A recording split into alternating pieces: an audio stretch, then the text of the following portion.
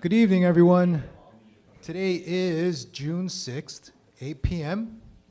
Welcome to CFTA's Story Night.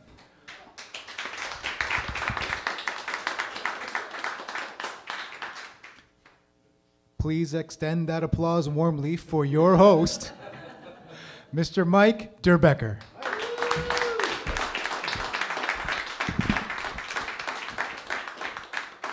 Gracious and good evening. I have a couple things I have to confess to start with. Number one, I'm intensely uncomfortable not performing in front of a mic stand. Not performing in front of a mic stand for reasons I think are obvious, but you people are special. So I'm going to carry the microphone. A couple of things. Thank you very much. This is a Friday night during a weird circumstance. For example, if you look outside, it's a lovely Hamilton evening, despite the fact there's smoke from Manitoba that is drifting over Ontario. I don't blame Manitoba directly, but it is something to kind of go out and face. So everybody who came here, thank you. And there are a handful of people from Toronto who I've either performed with or have known for an unnervingly long amount of time, or on one or two occasions both. So anyone who came in all the way, thank you very much. And everybody who just wandered in from Hamilton, thank you as well very much. This is an open mic in the truest sense of the term. So that means there is no particular topic for your story, and your story can be serious, or it can be funny, or it can be completely free form. And if you want to tell dirty jokes or filthy limericks, be my guest. A couple things. You should know that this is being live streamed. So, yeah, not necessarily captured for posterity, but if you don't want your recitation of that incredibly filthy limerick about that woman from Regina, for example, don't say it. Okay, fair enough. And a couple of statutes. This is the rules. We have, obviously, food, snacks, drinks are clearly available. If anybody is inspired by this evening to the extent that you want to wear it on your skin, you may notice there are some lovely t-shirts at the back of the room. Ask one of the nice people at the counter, and they will gladly sell you one for a jingle of coin. And if you perform, you can get a professional recording of it for the princely sum of $10. So if you do a set and you want to take it home, either on a USB or perhaps from a download site, I'm not sure which, again, talk to the lovely and talented people behind the counter, and they will arrange for it. And just a couple things to know. Everything that happens at CFTA, Thursdays are always open mic, so it can be story, it can be stand-up, it can be anything. You can follow CFTA, you can easily find them with a couple of select letters on something like Instagram, so CFTA. Can we all say that together, please? CFTA. Oh my God, you people are talented. There is a time limit on sets. I told some people who were coming in, it's from around 5 to 10 minutes. I'm going to say the same thing here. For the record, most people kind of top off at 7. That is a not bad objective, and yeah, do you, and keep in mind that we are on a clock. And I was going to say one more time, fill up the front seats, but it appears that the wonderful and courteous people who are here have filled up the front seats. So thank you. Give yourself a hand for God's sake. And I'm just going to give you a brief rundown about this space if you haven't been here before. The CFTA has existed for around the last year and a half. Is that correct? Year and a few months. The mandate is to promote spoken word, and that can be stand-up comedy, it can be storytelling, it can be something between the two. There have been a lot of different agencies that have taken some space here and done something. My personal background is that I used to be an actor a very long time ago, and I was in film very lightly for a while, and I've been writing short stories for years. I started doing storytelling in Toronto around 12 years ago, and when I came to Hamilton, when I moved here, there wasn't a lot of venues until this place came along, and they were nice enough when I came in and said, everyone else is doing stand-up, can I do a narrative? And they said, yeah, it's open mic, do what you want. So I have the same mandate. Come on stage, do what you want. It can be funny, it can be serious, it can be whatever you think it is. Let yourself go. If you are a seasoned performer, this is a good place to sharpen things up, and if you're a newbie, go for it. You got to learn someplace. So I'm really happy to be here. I just want to give a quick shout out, as usual. Jake and Dexter and George are the people behind the counter, and they run this place. Yeah.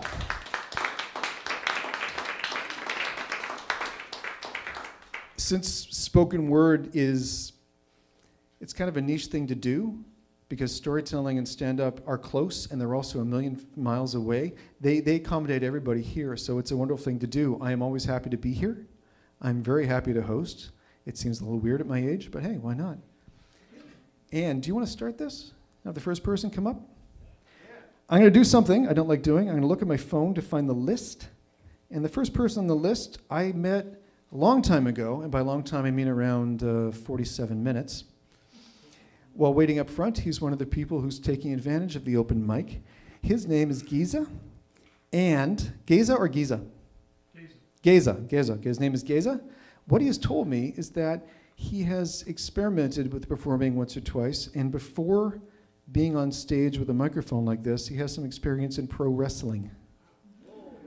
Are you I said you will come up tonight at all costs, my friend. So with no further ado, introduction, ladies and gentlemen, Geza.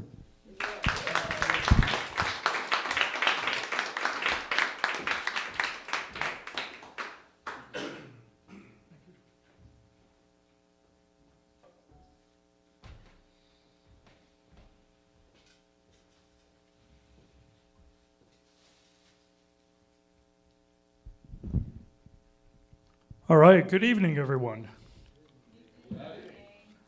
All right, this is my first time coming to like an open mic storytelling. Like he said, I got a background in professional wrestling. Started professional wrestling 1994. Did it full time till about 2010. Then at that point, I had to have what they called emergency heart surgery, so it kind of put an end to my professional wrestling career. But in that span of 16 years, professional wrestling is great. There's lots of ups, there's lots of downs. I mean, if you make it to one of the big companies, I mean, you're making hundreds of thousands, millions of dollars a year between merchandise, sales, and, appearances, depending where you are on the card. So, and then there's the other side. What they call independent wrestling. You basically come in for the night, get a couple $100 if you're lucky, and at the end of the trip, you're happy if you break even. But it gets you the experience, gets you out there, you get to see different places, and it doesn't cost you. So I never made it past the independent, but I had lots of great adventures. And like I said, it would take you everywhere. So about almost 25 years ago, I had an opportunity to head out to Halifax for the summer. It was going to be June, July, and August, 3 months. Fantastic. Wrestling 6 nights a week, which is awesome. And then we had Sundays off. So I picked up a friend from Peterborough. We drove out to Halifax. We got there late Friday night, kind of got accustomed, got to show where we're going to be living for the summer. And then the next day, of course, I want to go to the grocery store. Now, like I said, when you're living from show to show and just hoping to make enough money, back then there were lots of days of eggs for breakfast, Mr. Noodles, and ground beef. That was it. Wasn't a very nutritious palate, but when you're trying to, keep a couple dollars in your pocket, you made sacrifices. But every Sunday for my meals, I would get myself a salad and a rotisserie chicken. It was my splurge for the week. That was my lunch. So we get out there, we go to the grocery store on the Saturday, and I'm just asking them because I'm not from Halifax. It was my first time being on the East Coast there. I said, I noticed on the sign you guys are closed on Sundays? And it was a Sobeys, and they're like, we're closed on Sundays. Okay, well, it's glad I noticed that because I'm from Ontario. You just assume it's open all the time. So Saturday I get myself rotisserie chicken, and then I go over to where they got the ready salads, and I grab myself a bag of salad. It was a good looking salad, but the point is, I couldn't see it. All I could see on the package was the picture of what the salad would look like, and then silver cellophane everywhere else. So I was a little hesitant because it was almost $8 for this bag of salad, and I'm like, ooh, $8 for something I can't even see. Okay, you know what? It's routine. I grab the salad, grab the chicken. Sunday comes around, warm up the chicken in the microwave, cut open my bag of salad, dump it in the bowl. It's a beautiful brown lettuce salad. And I'm just like, oh my God. I didn't live far from the grocery store. It was like a 10-minute walk. But guess what? They're closed on Sundays. So I kind of put everything back in the bag, roll it up. And it was kind of like this. All ready for Monday.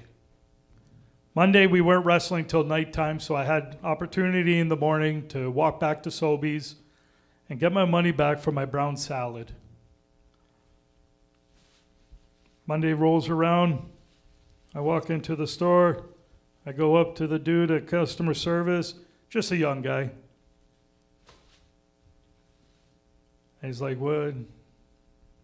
I said, I would like to return this salad, please. And he's like, I'd love to help you, but we don't take returns on produce. Excuse me? We don't take returns on produce. I open the bag, take the salad out. I'm like, beautiful picture of a salad. Silver cellophane everywhere else that I can't see inside. Do you think I would have bought brown salad? No. Well, sorry, sir, we can't take produce back. And this went back and forth several minutes. I knew I wasn't getting anywhere. So I reluctantly grabbed my bag of salad.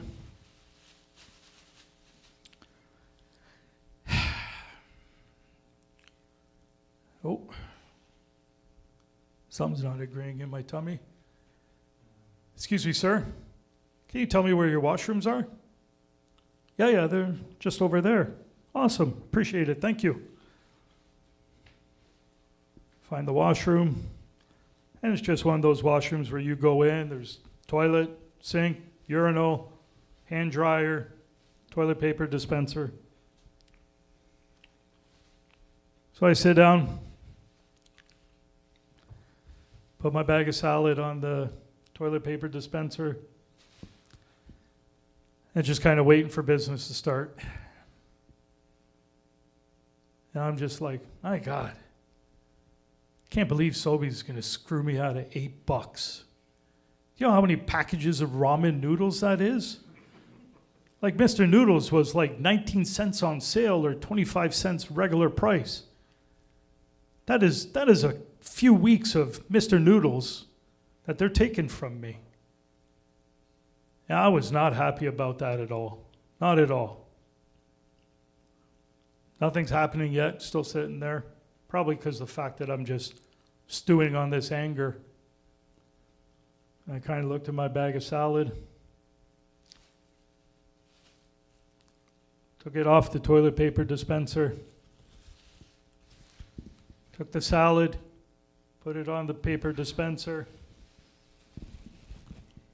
Went into my pocket. I always carried a pocket knife or something like that with me. So I pulled out the old Swiss Army. I took out the little blade that's got a sharp point on it. And then I sat there, started poking holes into my plastic bag all over the place. Did that for several minutes to make sure it's got lots of holes. That should work. So then I stood up and then proceeded to empty my bowels into the plastic bag. Yeah, I know. We're talking about $8 though. I'm not leaving $8 lighter and nothing to show for it. So of course, I put it on the floor, washed up. Health and safety first, right? Not going to do this with dirty hands. Then I picked up my bag, choked on it nice and good. Oh, here it comes. And I started swinging that bag of shit above my head. As hard as I could, I kept going. And then I started to see little specks of poop on the mirror, on the sink, on the door, on the urinal, and the walls. And then when I felt like, oh, that's pretty good, I put that in the receptacle. I left my bag of salad as a thank you. And then with a big smile on my face, I carefully opened the door and walked out. I know some poor minimum wage kid is going to have to go in there and clean that all up. But I definitely felt like I got my $8 out of Sobeys that day. And the best part is, I've told this story to friends before, and they're like, my God, didn't you get covered in specks of shit? And it's like, no. When you are the eye of the shitstorm, you don't get covered in shit. All right, thank you very much. Thank you, sir. I would like a show of hands. Did anybody here, when they woke up this morning, expect that story? I'm not seeing any hands here. Thank you. It's kind of hard to follow that. Nonetheless, we do have someone to follow it. This is an open mic, so like I said earlier, there are a handful of regulars who I do know, and there are people who have literally walked in and signed up. The next person is one of those people, and I can tell you nothing other than their name, which I'm terrified I'm going to mispronounce. It's Toshi? Toshi? Tochi. Not sure what he's going to do, not sure what his thing is. I wish to whoever introduce him, and I'm sure he's going to be great. Ladies and gentlemen, Tochi.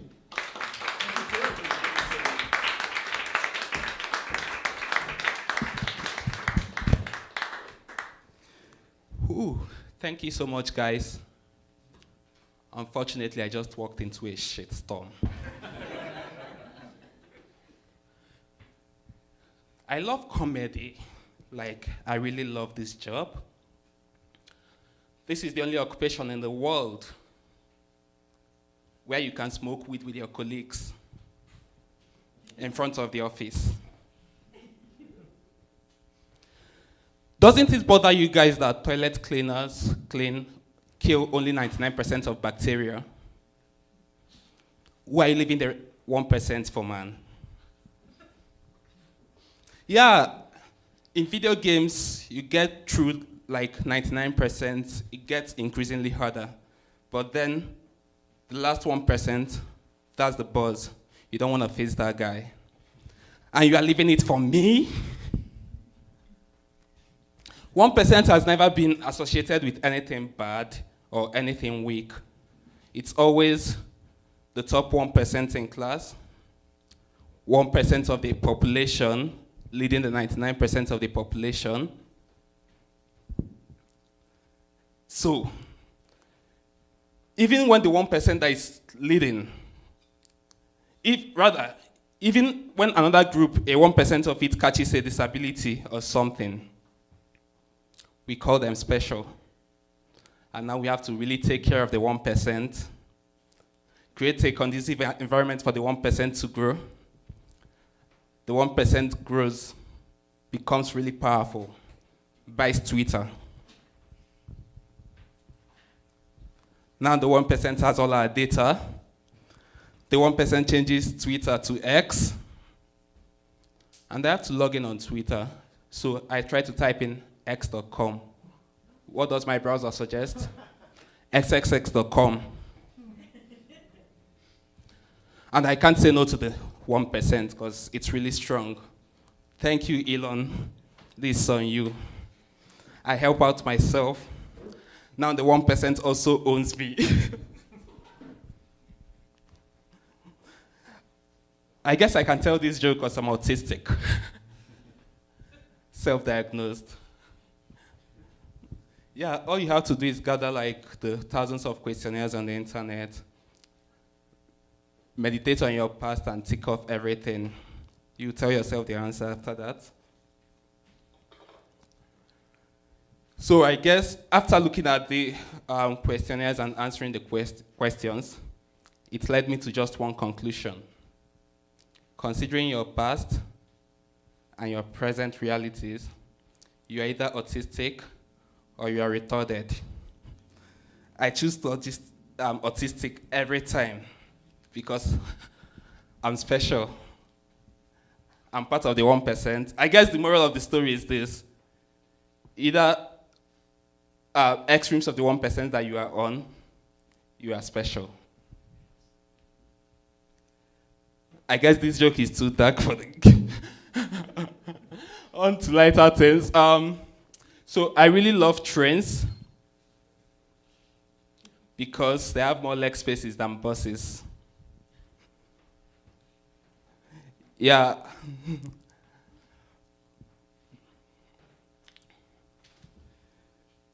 Talking about buses, so within Hamilton, my favorite bus is the bus 20.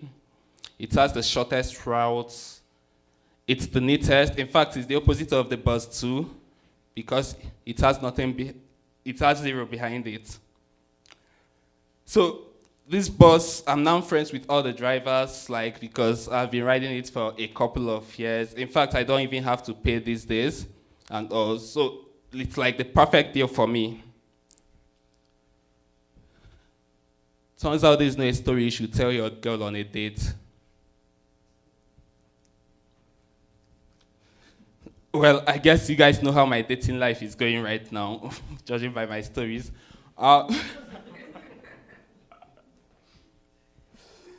Yeah, like I said. So, I learned my lessons finally, for real. So, this morning I went on a date. We went up the mountain. And because I've learned my lessons, I didn't say anything about the bus 20 or me loving trains. I covered all those, and then we had a nice time. The date went great. Turns out she didn't have a car too, and she uses the bus 20, so both of us jumped on the bus 20. And as usual, I exchanged a few jokes with the driver. And the driver, as usual, waves me in. I don't have to pay. As my date wanted to bring out her card, I just tapped her and I told the driver, she's with me. So my date didn't have to pay as well.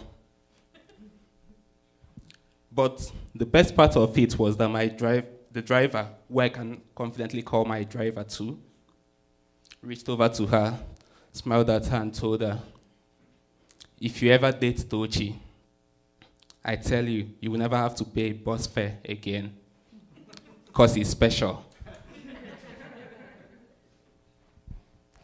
I plan to leave on this note, but let me just try out one more on you. I just thought of this while coming out because there was an argument I saw on Twitter the other day where a girl was treating a dog badly, and then she was reported to animal services. And some people under the quote were saying, you guys tend to care about dogs more than you care about humans, stuff like that. But no, that's exactly how it should be. We should care about dogs more than we care about humans, because dogs are the only animals who have bitches as mothers. Thank you so much.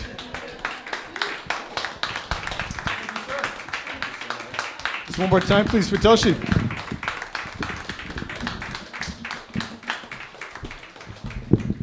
That was remarkably cool. That was remarkably cool, and I watched that and thought, hey, this is great. This is wonderful. I can watch this guy and enjoy him. The next performer, I'm not so sure about. For I guess the best reasons, because the next performer I have known since 1982. There were a handful of people here who came in from Toronto who I have I perform with on some level or another. There are one or two I've done storytelling events with. And there's one person I was in a play with in 1984, in 1986. So I'm used to that. The person I've been introduced, I've known for a very long time. I have not performed with. And I am still very aware of their mechanism and their timing, and I'm really delighted that they came tonight. And that's the only intro I'm going to give. And with the slightly cryptic name, ladies and gentlemen, David.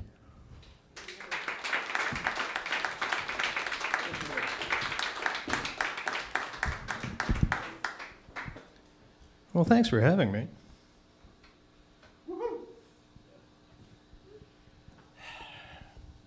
Why do I do it? That's what Alan Thompson started asking himself. He'd been teaching for about 11 years. He was tired. He didn't have the energy that he used to. I think we can all understand how that feels. So he was sitting at the front of the classroom. It was about 4 o'clock. Students had already left. He was working on some lesson plans for the next week, and he just thought, I have to make it exciting. I have to keep it interesting for the kids as well as for me. Nothing was coming to him. And as he sat there, he heard a light knock on the door and a deep voice say, "Mr. Thompson, am I bothering you?" Alan looked at the door, and there was a tall, dark-haired, handsome, well-built young man, 19, 20 years old. And the young man started walking towards him, but Thompson didn't see a 20-year-old. He saw a 10-year-old. He saw a 10-year-old student with tears in his eyes, crying. A's on report, Mr. Thompson, A's? Before Alan could say anything, the young man smiled and said, "It's Yusuf." When Alan had started teaching, he had a tough gig. He was teaching special ed, specifically learning disabled, grade 4, 5, and 6. These were students that were at least 4 years behind in either language or math or both. Tough way to start a new profession, because this was his second career. And as he looked at this young man, he just thought back. He remembered Yusuf. It was hard to forget him. Very sweet boy. Had a lot of challenges, as did a lot of his students. They could be academic, they could be socioeconomic, familial obligations, cultural obligations, pressures. Nothing that an 8, a 9, a 10-year-old should ever have to face, but they did. Yusuf had the added challenge of his sister being a straight A student at another school. And the parents expected him to be the same, but he wasn't. He was Yusuf. The kid tried so hard, never gave up.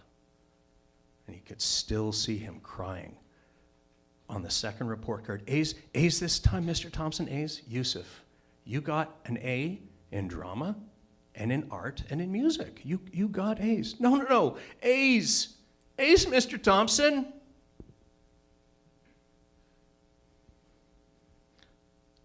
So when Alan got up, the two of them just gave each other a brief hug. It is so great to see you again, Yusuf. How are you? It's been a long time. What are you doing? What are you up to? An innocuous enough question. Nothing prepared him for the answer. Oh, I just finished first year engineering. It was all Alan could do to keep his emotions in check. And he just looked at him and he said, wow, that is so great to hear. And he said, well, I just wanted to come back and let you know how it went and to thank you. And Alan looked at him and said, for what? You believed in me when nobody else did. You were there through those tough years where I needed somebody to support me, and you did that for me. again, it was all Alan could do to keep it together. And he just looked at me and said, I didn't do anything. This was you. This was your hard work, your determination. I always told you, you can do this. And Yusuf just looked at him and he said, yeah, I know, but I just wanted to let you know how much all of that meant to me. And I don't know if I'd even be here if it weren't for you. What's Alan supposed to say to that? So he just looked at him and he smiled and he said, thanks. You've made my day. I was having a tough time, but I gotta say, you just made my day. Yusuf looked at Alan and he said, like I said, I just wanted to come back and thank you. But I'm sorry, I do have to run. But it's been really nice seeing you again, Mr. Thompson. So they stood and they shook hands. Yusuf walked to the door. Alan watched him go. And just as he left, he kind of turned around and smiled at Alan and just a little wave goodbye. Alan sat down at his desk and suddenly, lesson plans didn't seem so important anymore. And he just looked and said, that's why I do it. He turned off his computer, packed his bag, walked out of the car, looked up, and suddenly it was a sunnier day. It was a brighter day.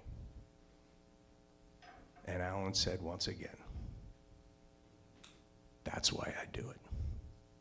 Thanks, everyone.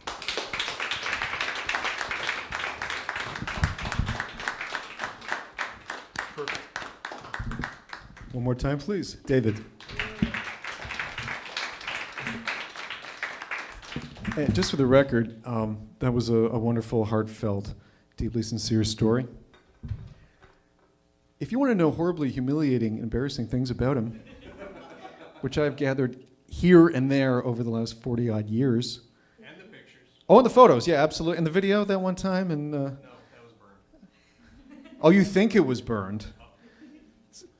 I would be delighted to tell the audience. The thing is, having known me for 40 years, he also will have an equal or greater amount of stupid, embarrassing, potentially actionable items in court. And video. And the one time. Anyhow, so we're not going to get into that, but that was a wonderful story. Thank you very much. The next person is, she's going to introduce herself somehow, but I'm going to do it for her. So, Kara. Hello? Over there? Okay. What should I tell people about you? Kara lives in Hamilton. Let's keep this going. When you are not approaching an open mic in front of an audience, what do you do? She goes there. Ladies and gentlemen, please, she goes there.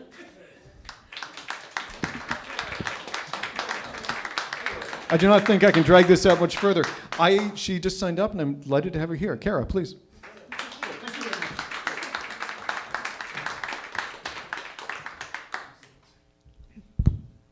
Oh, I thought I would be able to see everyone, but I can't. All right. Oh, okay, good. Yeah, my name is Kara. I guess I don't really have a story. I just wanted to hang out. Yeah. So I'm I guess like a local journalist kind of. Like I work at a paper like in Flamborough, sort of like in the country.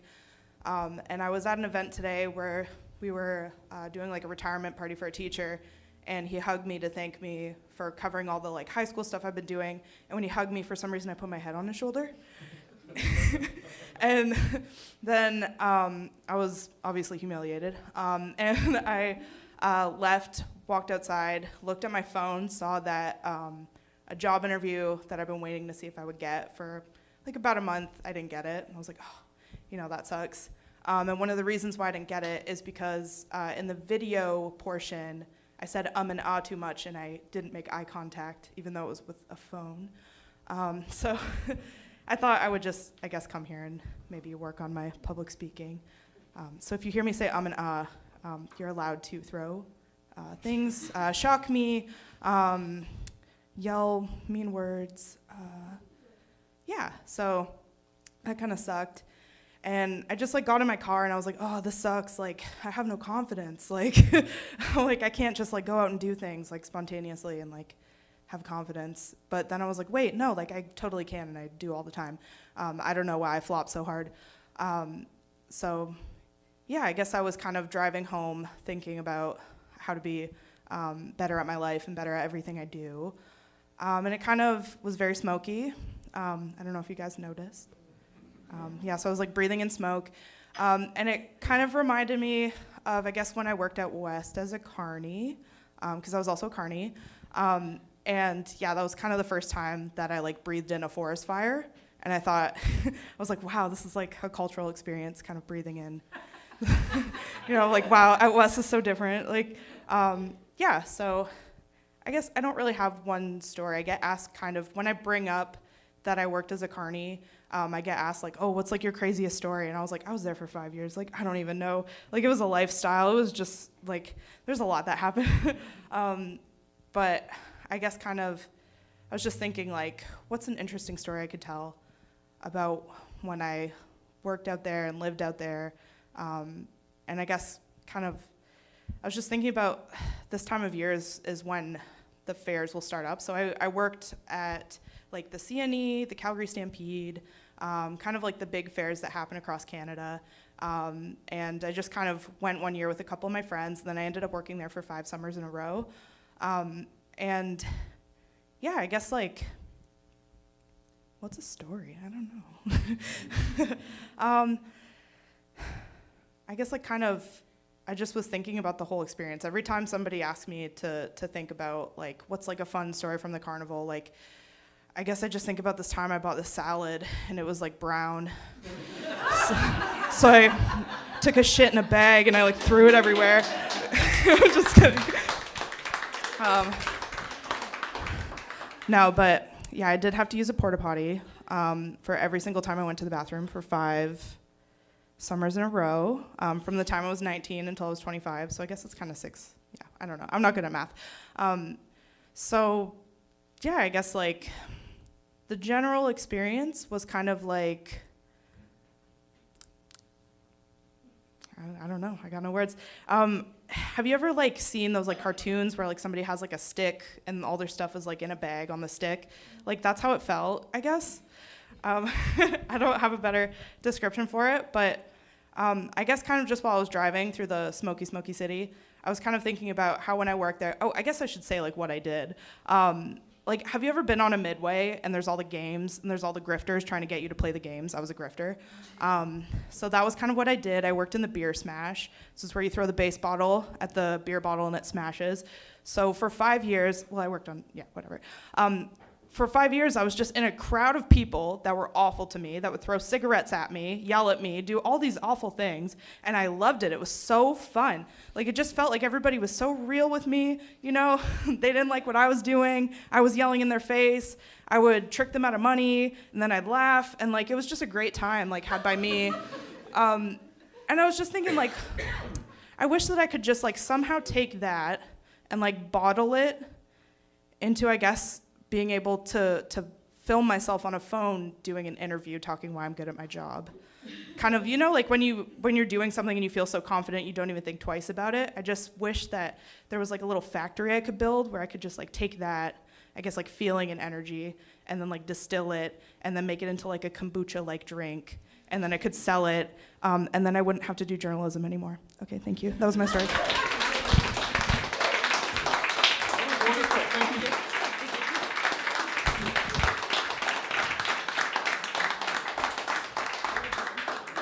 That was wonderful. You had me at Carney.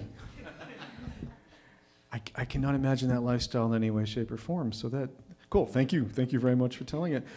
Another reason I love doing this event is that people will come out of nowhere and drop stuff I guarantee you didn't expect to hear today. So that's one of the reasons I love this place. The next person, and I'm going to apologize. I will probably ruin your name again. Ananya?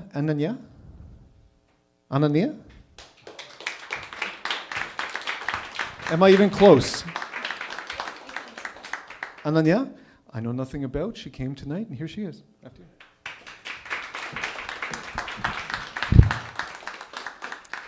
Hi. I am breaking the rules a little bit because I have my phone.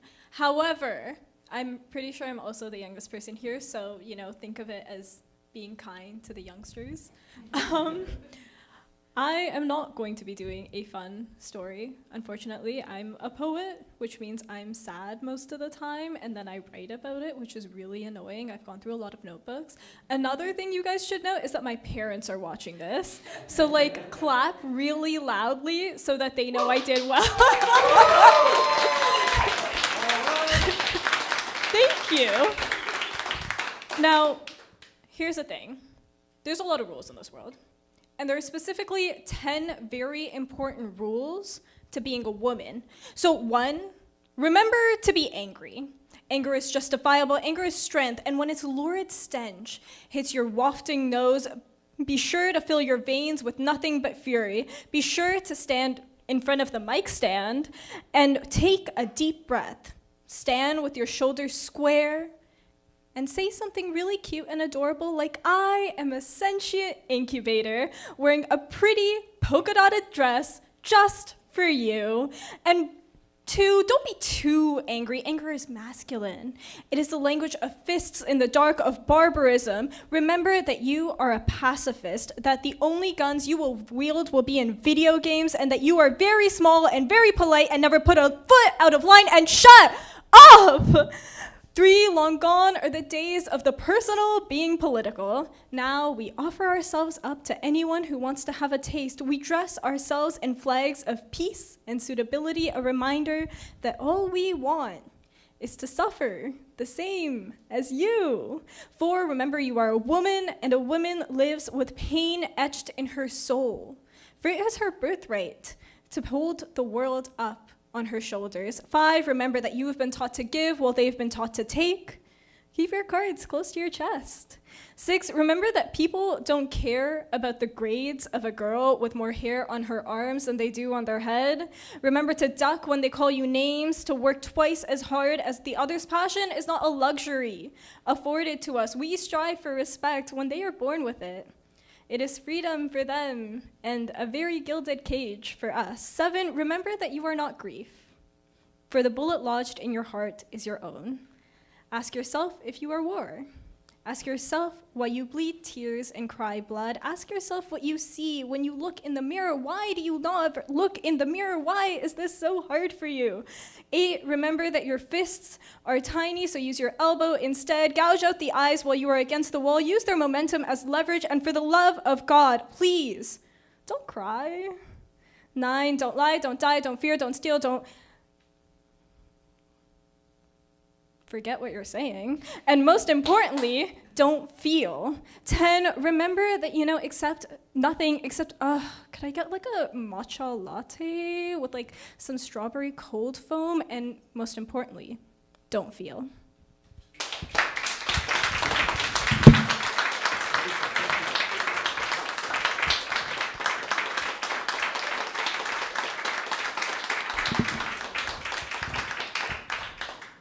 You deserved every moment of that applause. When you said personal is political, were you quoting Susan Brown Miller in particular, or just the expression, or both?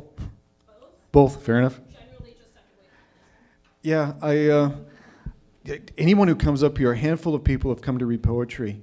I respect that so much. I wrote a lot of it. I do not want to present any of it in public. Half of it I think might hit. The other half, if it doesn't hit, it's like it takes a hunk out of your soul. So anybody who's done that here, or anybody who wants to do this here, it is rare to do it, and it's also rare to get away with it. And you did get away with it. Thank you. Another applause, please.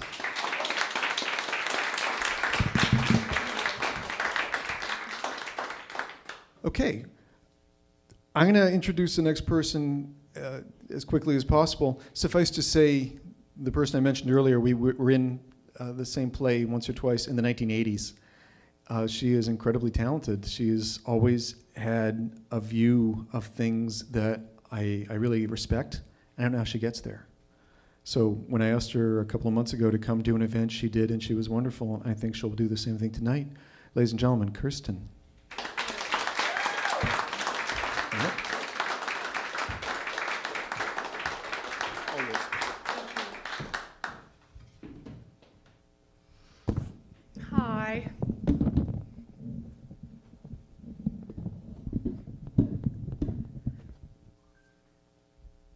Hello.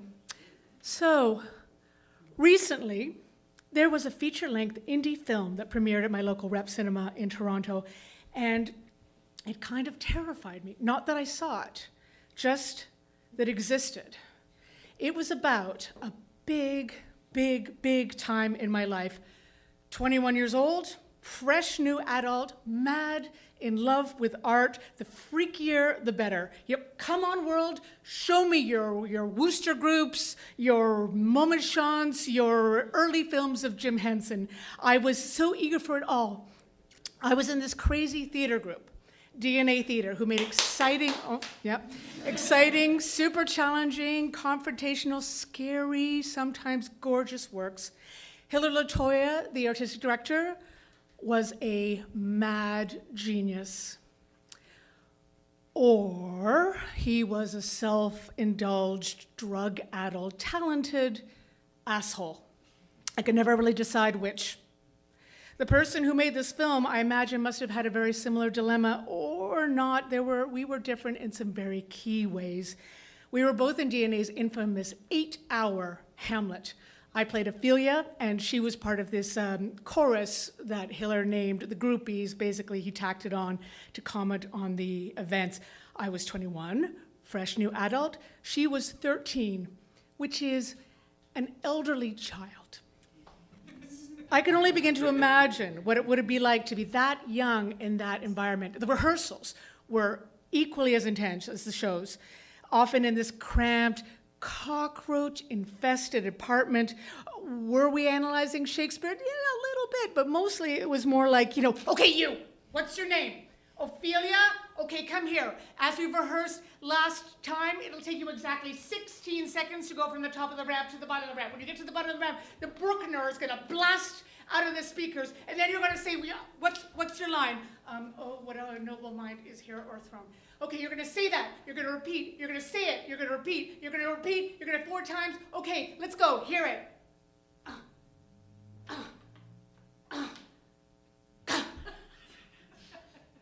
I hate it. I hate it. No. 6 times is too many times. That's too many times. We need 2 more times. We need 2 more times. We need. No, that's too much. We need 5 times. 5 times. Let's hear it again. Okay.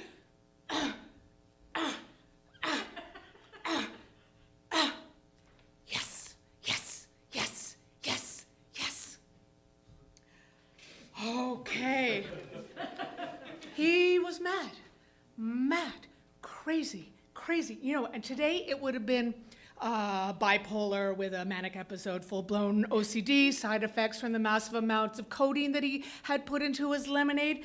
But, in 1989, it was just mad. Hiller had absolutely no filters. When you're a younger person, someone having absolutely no filters is a high virtue. Later on, you realize that having some virtues is not just a stupid adult compromise. It actually can be good, especially when you're dealing with talking to a 13-year-old actor and you are a 30-something theater director who is mad. I didn't see the film. As I said, I was too kind of terrified in ways that I didn't even understand why. I imagine I will see it one day. Sarah was a very precocious 13-year-old, and I imagine by now she's a full adult, accomplished artist, but I just wasn't ready. She moved into the neighborhood by accident a couple of years ago, and we had talked. I ran into her, and I knew the film was coming. But what unsettled me the most was that when she was describing, in preparation for this film, she said, and I've really been studying cults. And I just went, huh. Cults. Cults. Oh, for all the craziness, the word cult and the term cult had never really occurred to me in any sort of serious way when I thought about DNA theater. But then I thought, okay, there's something about the word cults, because cults, everybody is implicated. It's not just Hiller, it's everyone, because in order for there to be a cult leader, there have to be cult followers. And I wanted to just dismiss it out of hand, but then I thought, no, let's look at this in a serious way. Let's think of when DNA might have tipped over into cultiness. Okay, one, the time when the women of DNA took a 4-hour cockroach poo cleaning festival in his apartment slash rehearsal space. But was that cultiness? I don't know. It felt like self-preservation. It was certainly feministically regressive, but not culty per se. And then, two, when a member of DNA, not me, got sort of swarmed by the police because he fired a starting pistol outside of a hotel where a summit, an international summit, was being held. And but anyhow, it wasn't really culty because both Hiller and the actor were really kind of into it in a stupid way. And then three, when a group of us had to wait 4 hours while Hiller rehearsed with inanimate objects before us. Inanimate objects. But was that culty? I don't know, because we had a hilarious time. We played cards and we laughed and laughed about what an idiot he was and how insane he was. And then four, when I went to his apartment at 2 a.m. to help him work on a grant proposal and found him stoned and sitting naked on a chair in his patio and screaming out sentences that he'd been working out into the night. But I had offered at 8 o'clock, and I just didn't realize that I assumed that he would think there was a time limit on that offer, but he didn't. 2 o'clock, kind of my own fault. Anyhow, but culty, I don't know.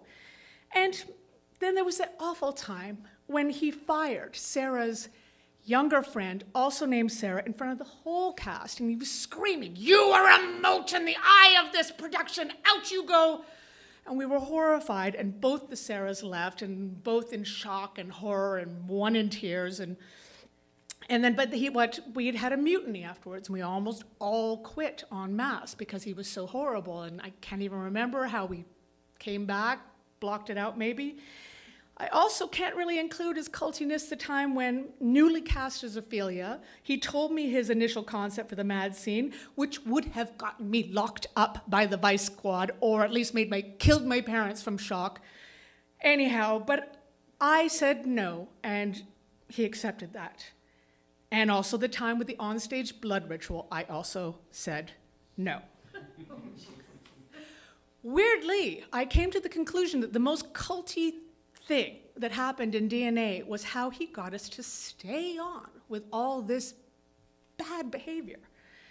Every now and then, he would just shower you with praise and appreciation. He'd notice some tiny little thing that you did in the course of performance, and he'd comment on it and make you feel special and seen and heard and practically a genius. And because of the no filter thing, you knew it was genuine. I mean, seen, important.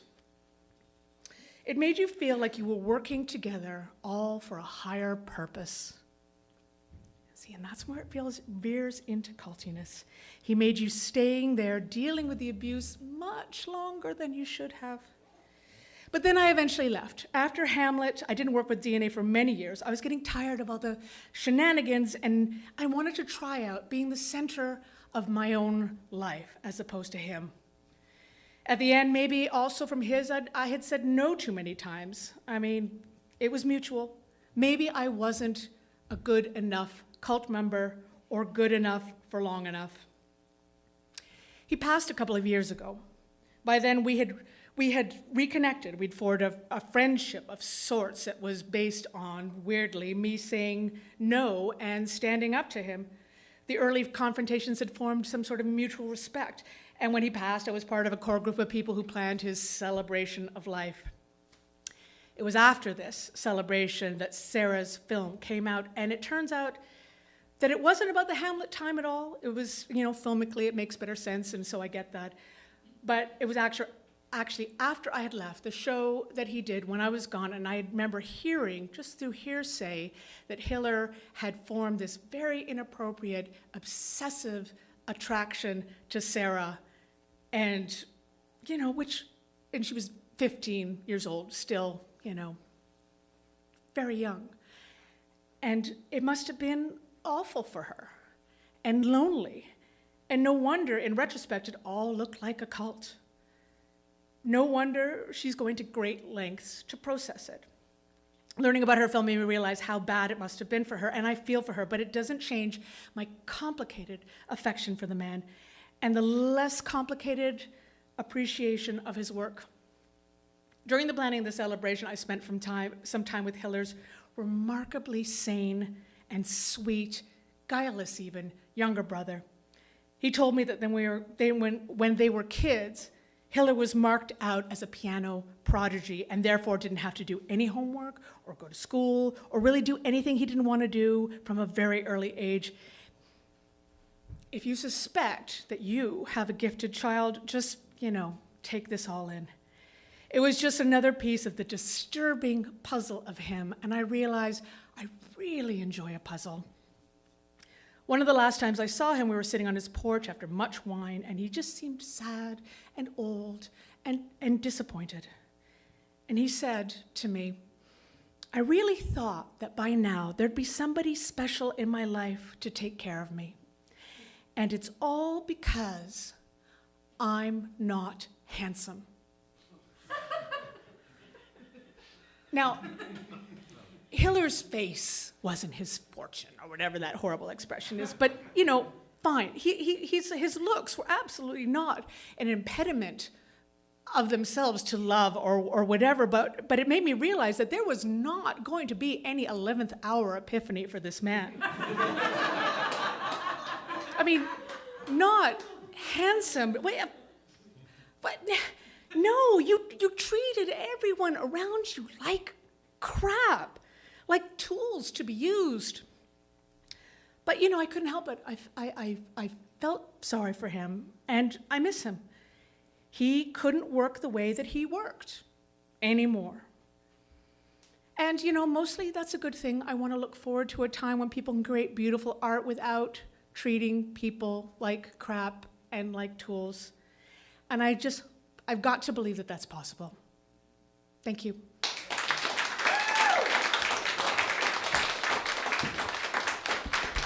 One more time, please. Kristen Johnson.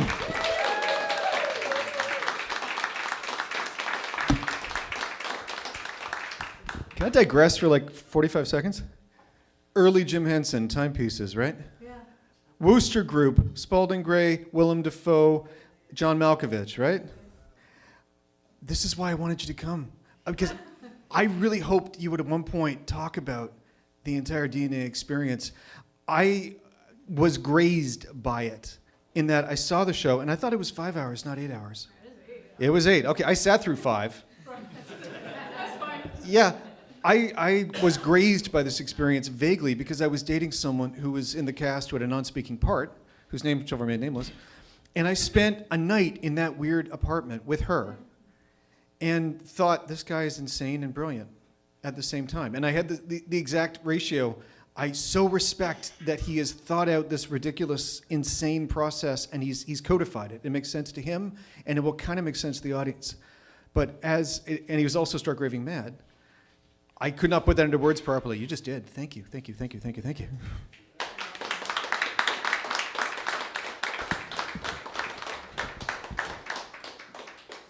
Everybody else in my life, I think, God, you got interesting lives. I have another person here who I'm unfamiliar with. And I'm just going to say their name, and they're going to come out stage, and they're going to be wonderful. Ladies and gentlemen, Elizabeth.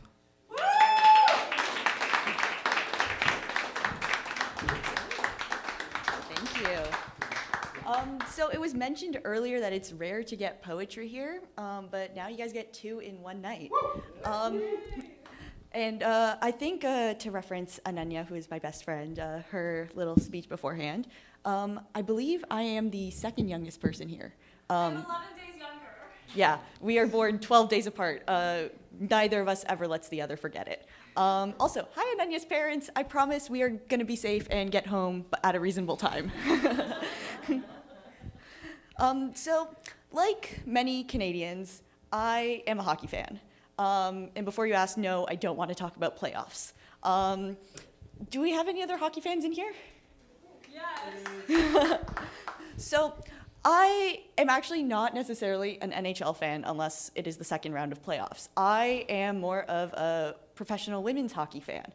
Has anyone heard of the PWHL in here? Yeah? Okay, great.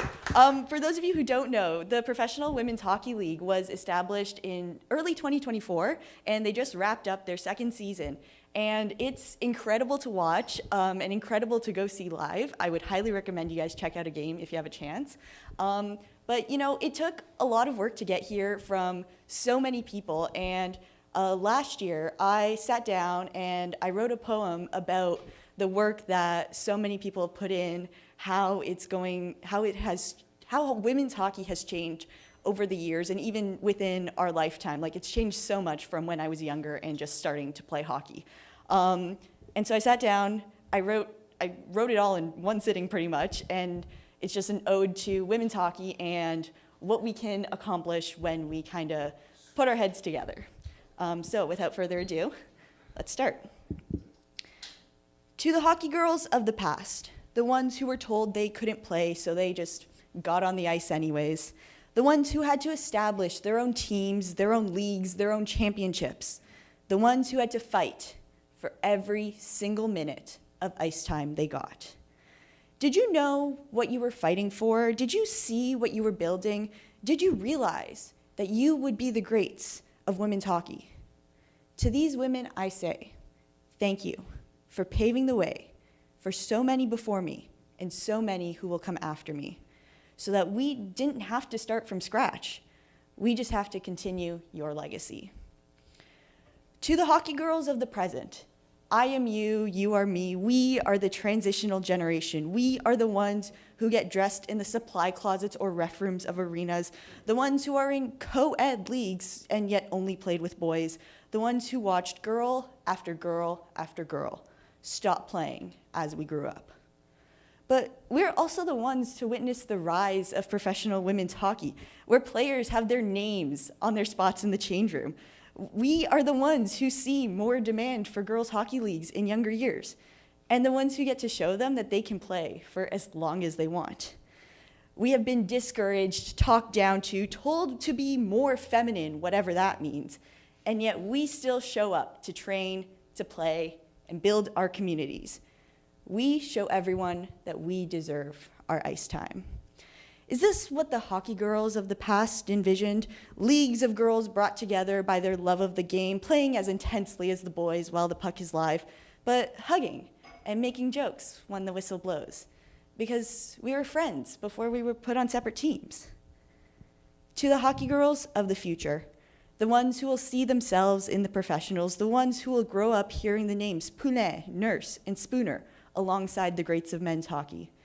The ones who will be able to ask, men's or women's, when talking about professional hockey. In you, we place our hope for a world where you aren't questioned for your love of the game, for a world where you aren't relegated to the storage closets or last pick in gym class, for a world where you don't need to prove you deserve to play. You just get to. Do you know the joy that you will bring the hockey girls of past and present to see the world that they wish they had as children and to see their daughters grow up never knowing otherwise? No, I don't think you could, living in your bubble of happiness and equality. And none of us will begrudge you for it, because it's exactly what we want to happen. Whenever our future is, whenever you are, I hope I get to see you. I hope I get to witness this almost perfect wonderland become reality and know that I had a hand in making it. I hope the hockey girls of the future soon become our present. Thank you.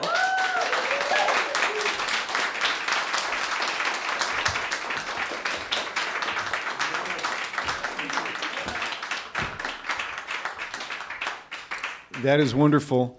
And the most dedicated hockey player I know is a woman who is an on again, off again film critic in Toronto who essentially showed up and said, I'm joining your team. Well, we don't know if I'm joining your team. Okay, and she was always wonderful. Amazing that someone talks about that in more detail. Thank you, thank you, thank you.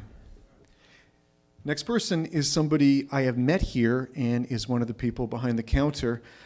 One of the first events that I hosted, he signed up and I said, you can do anything you want. And his piece was beautiful and heartfelt and articulate and across the board. And I'm sure he will be doing that tonight. Ladies and gentlemen, George.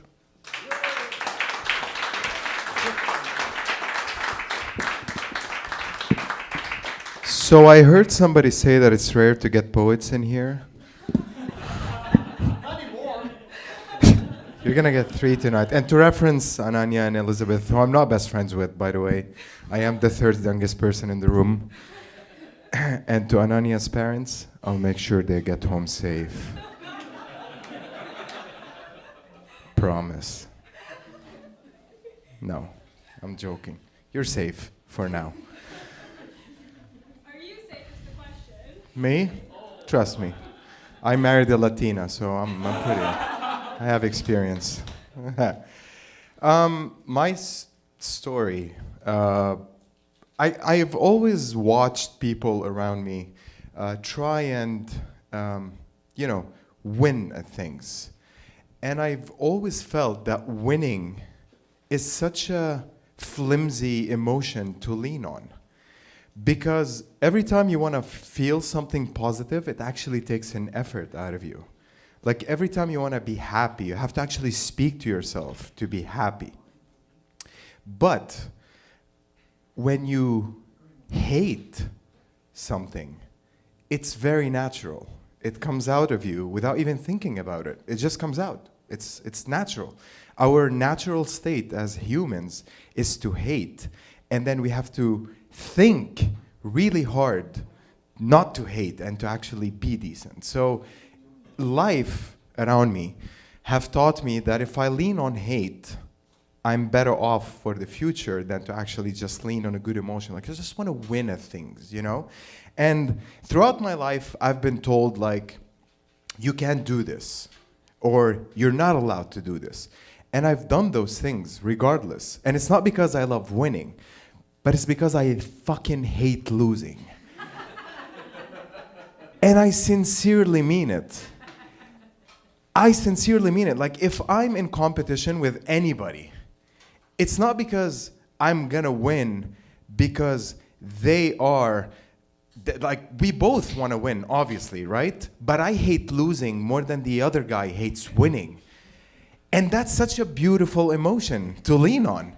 And it's sincere because it's consistent. With love, or just love what you do, you'll never work a fucking day in your life. Get fucked, man. Like, I'm self-employed, and I could tell you, I self-rape, if that's I think I coined the term. Yeah, like I self-rape, yeah. Because I push myself harder and harder. But it's not because I want to win or I want to get that dough, whatever young kids are saying. Whatever you say. No, it's because I sincerely hate losing. Like, every time somebody tells me, you can't do this, I just make it a point that if they think they're gonna win over me, I'm gonna prove them wrong, because again, it just takes over me. And unlike, I think the second performer, his name is, what was your name, sir? Sorry. Tochi, sorry. Yeah. I got diagnosed with Asperger's as a 19-year-old. I got diagnosed with Asperger's. And this is not something I say to, like, oh, no. There's nothing about that makes me feel sad. But I do believe it's because I know my enemy, I'm better prepped to face it. So at 19-year-old, when I was already set in my way, and my parents, who never knew what was different about me, I had to reprogram myself at the age of 20 and 21. And every time somebody told me, oh, you're on the spectrum, you're not, you're gonna suffer with this, like, for example, keeping a job. I just made it a point that I kept that job. Even when I fucking hated it, which is, again, the point, I'm like, I'm keeping it, just gonna fuck with you, like, I hate when people tell me I can't do something. And that puts me in a fully focused and locked mode where everything I do will serve only that one purpose, which is not losing. And one of my favorite stories about hating to lose is with my wife, actually, who's watching right now. And I'm gonna get home safe if they allow me, promise. My wife had friend-zoned me when we first met. And she completely disregarded me as a possible, romantic interest. And I just couldn't take no for an answer. And not in the creepy way. I see you judging. I see you judging. Not in a creepy way, but I'm like, what am I doing wrong that does not allow this beautiful, gorgeous, smart, incredible person to see me for who I am?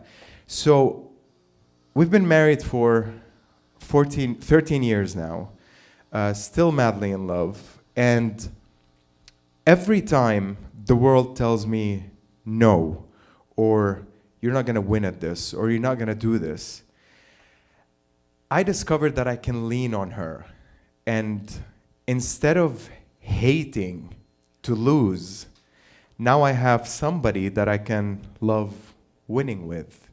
And that was her effect on my life. And that changed me 180% because it's no longer competing with other people.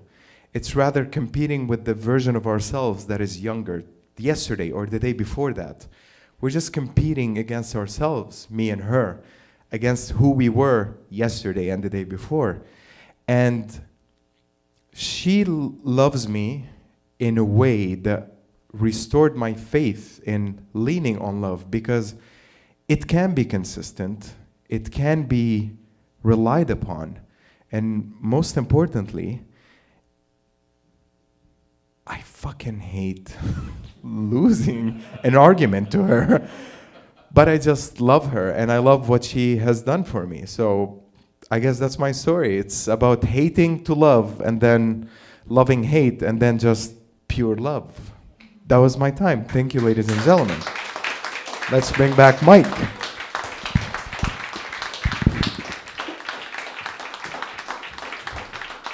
One more time, please, for George. That's a great study in yin and yang. Hate to love to hate, and then kind of compromise in the middle. That's wonderful. Thank you very much. I got to introduce the next person, and I have been on the stage with this person on a handful of times. Now here, fortunately, which is great. He's come in, and in Toronto, I was at his first performance, and even with that, I thought, yeah, this guy's good. I have always said he's good. And at the time, I thought, wouldn't it be great if one day we end up in the same venue at the same time?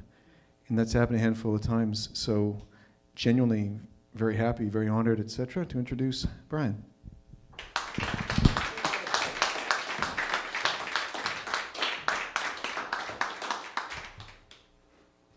Well, I'm glad that the previous speaker came in and talked about love and hate, because I'm kind of following up in that same vein, from a different point of view.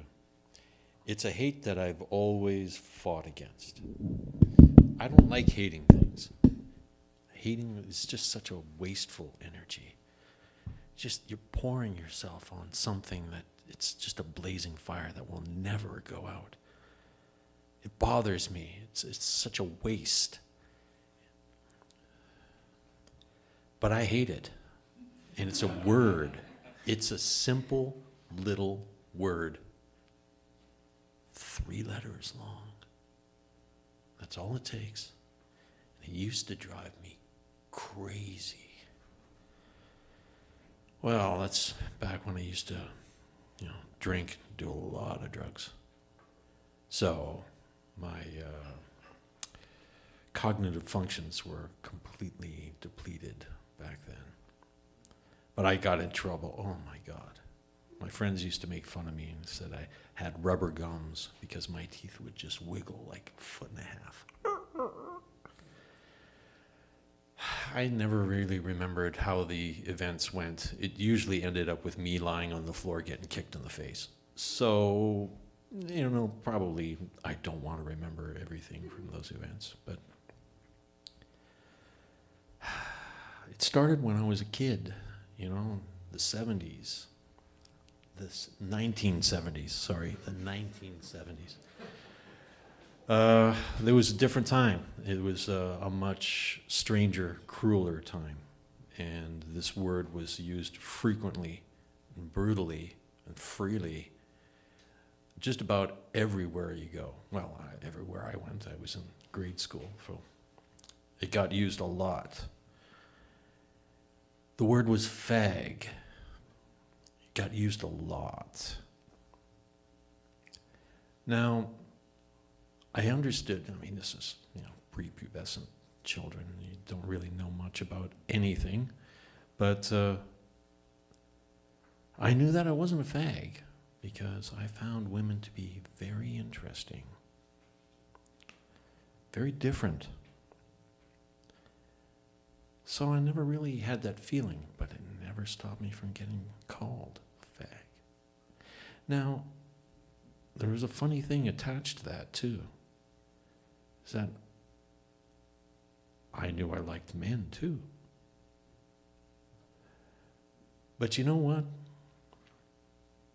It didn't seem to make a difference. I still liked women. I thought for a while there maybe I'm one of those gay guys. And maybe this is how it happens. Kind of creeps in, you never know. So, nope. No, I liked women. I like the jiggly bits.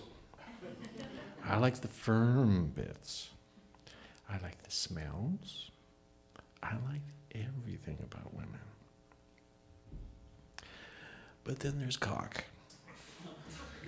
So, you can't really write it all off. There's you can't.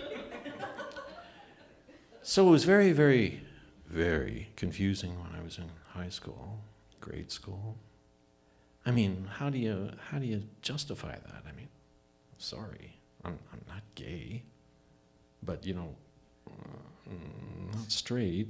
So where do you find the middle ground? I mean, I know today the kids have 700 or 800 different names for the various varieties of person and attractions. But back then, nope. Fag. It's very simple. Very simple. The straight guys would call me fag. Okay, I understand that. The gay guys would call me fag. What? Why? But listen, man. Like I like women too. No, you're just repressed. You're in the closet. You'll come out, girl. Don't worry about it. No, I'm sorry. I still, I still like women. You're confused. All right. Straight guys was much easier. Fag. Yeah, I do like women. Yeah, you're still fag. Okay. And the confusion, the annoyance built. And then, when you're kids, it's just kind of, off the cuff. When you get older, it really digs into you. Well, it digged into me anyways. It was painful. I got annoyed. When I got drunk, I got annoyed much faster. When I took drugs, I got more active.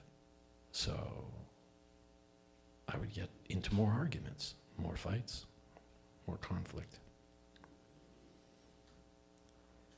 It's a different time. These days are beautiful now. My kid, my eldest, is out, proud. There's a rainbow flag flying in front of my house right now.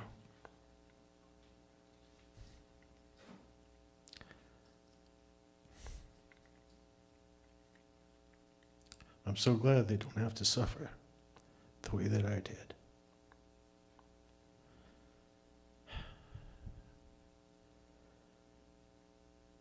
I met my wife in college. Back then, I had just dried up and decided that I was going to do something with my life and went to college. I met her on the first day. I was walking over a little bridge and she said, "Where the fuck is this class? Been looking for half an hour." Ooh. So we all teamed up and we went and found the class. So maybe that was the perfect blend. She wasn't quite a lady, and I wasn't quite a man. Anyways, that was almost 40 years ago, coming up on our Ruby anniversary. I got 2 kids. They're almost in their 30s. It's fun watching them grow up and develop. They both feel very comfortable in expressing that they're not pure straight, they're not pure gay, they're whatever they feel like today. And I'm so glad that they can get out there and be happy and comfortable. And I hope they can find happiness like I did with my wife. Happy Pride, everybody.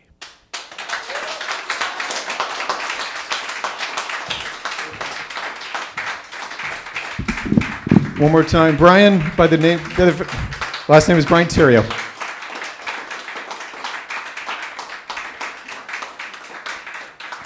Low key and beautiful, thank you, sir. I need to get a drink. I have a story too. You mind if I tell it? Without knowing what Brian was going to talk about, it kind of ties into that. So this is about my university bisexual life. I didn't have it. It was announced to me. I didn't actually have it. I'll get into that in a sec.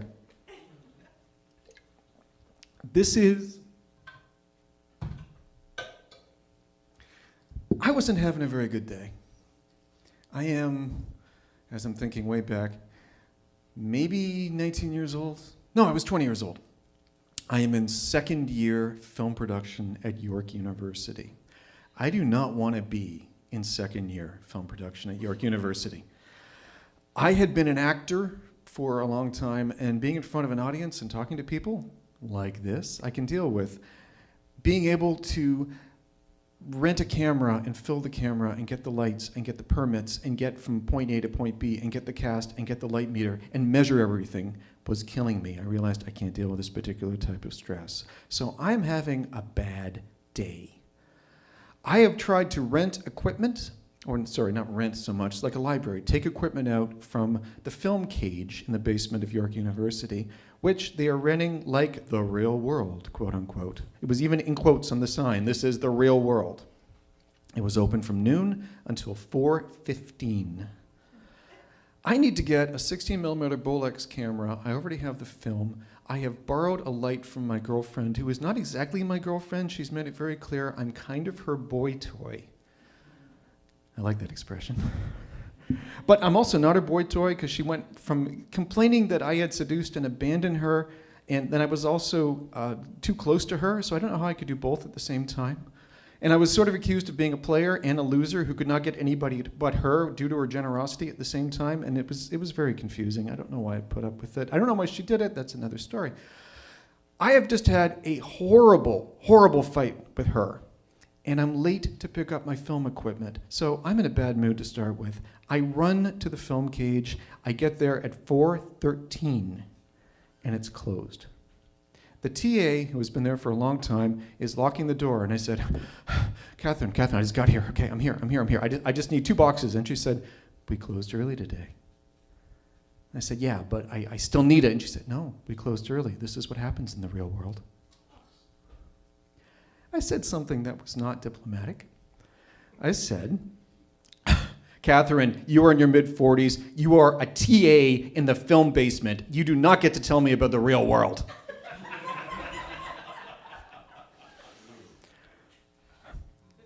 That is a career-limiting statement.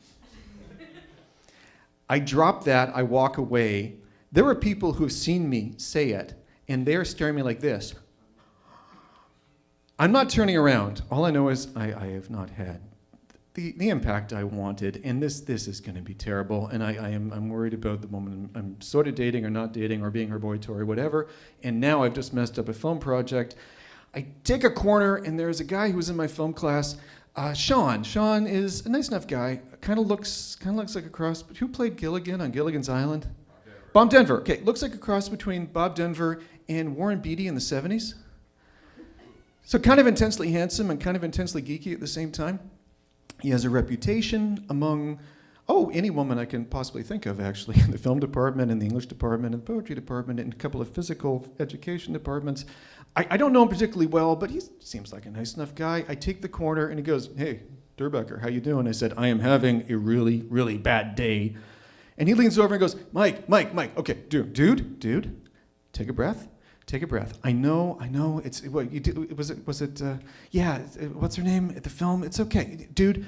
You're gonna be fine. Okay. And I'm taking the breath, thinking, yeah, he's a nice enough guy to do this. Leans forward, kisses me.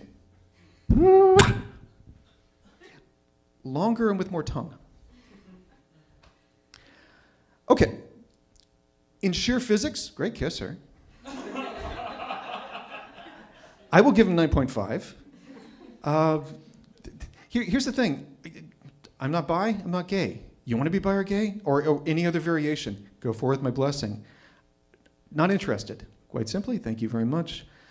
And I'm not horrified by this. I have a performing arts background. There are a couple of people of alternate lifestyles in the performing arts community. This might be a surprise to some of you. Shocking, yeah, I know. So I'm not horrified, and I'm also not tempted.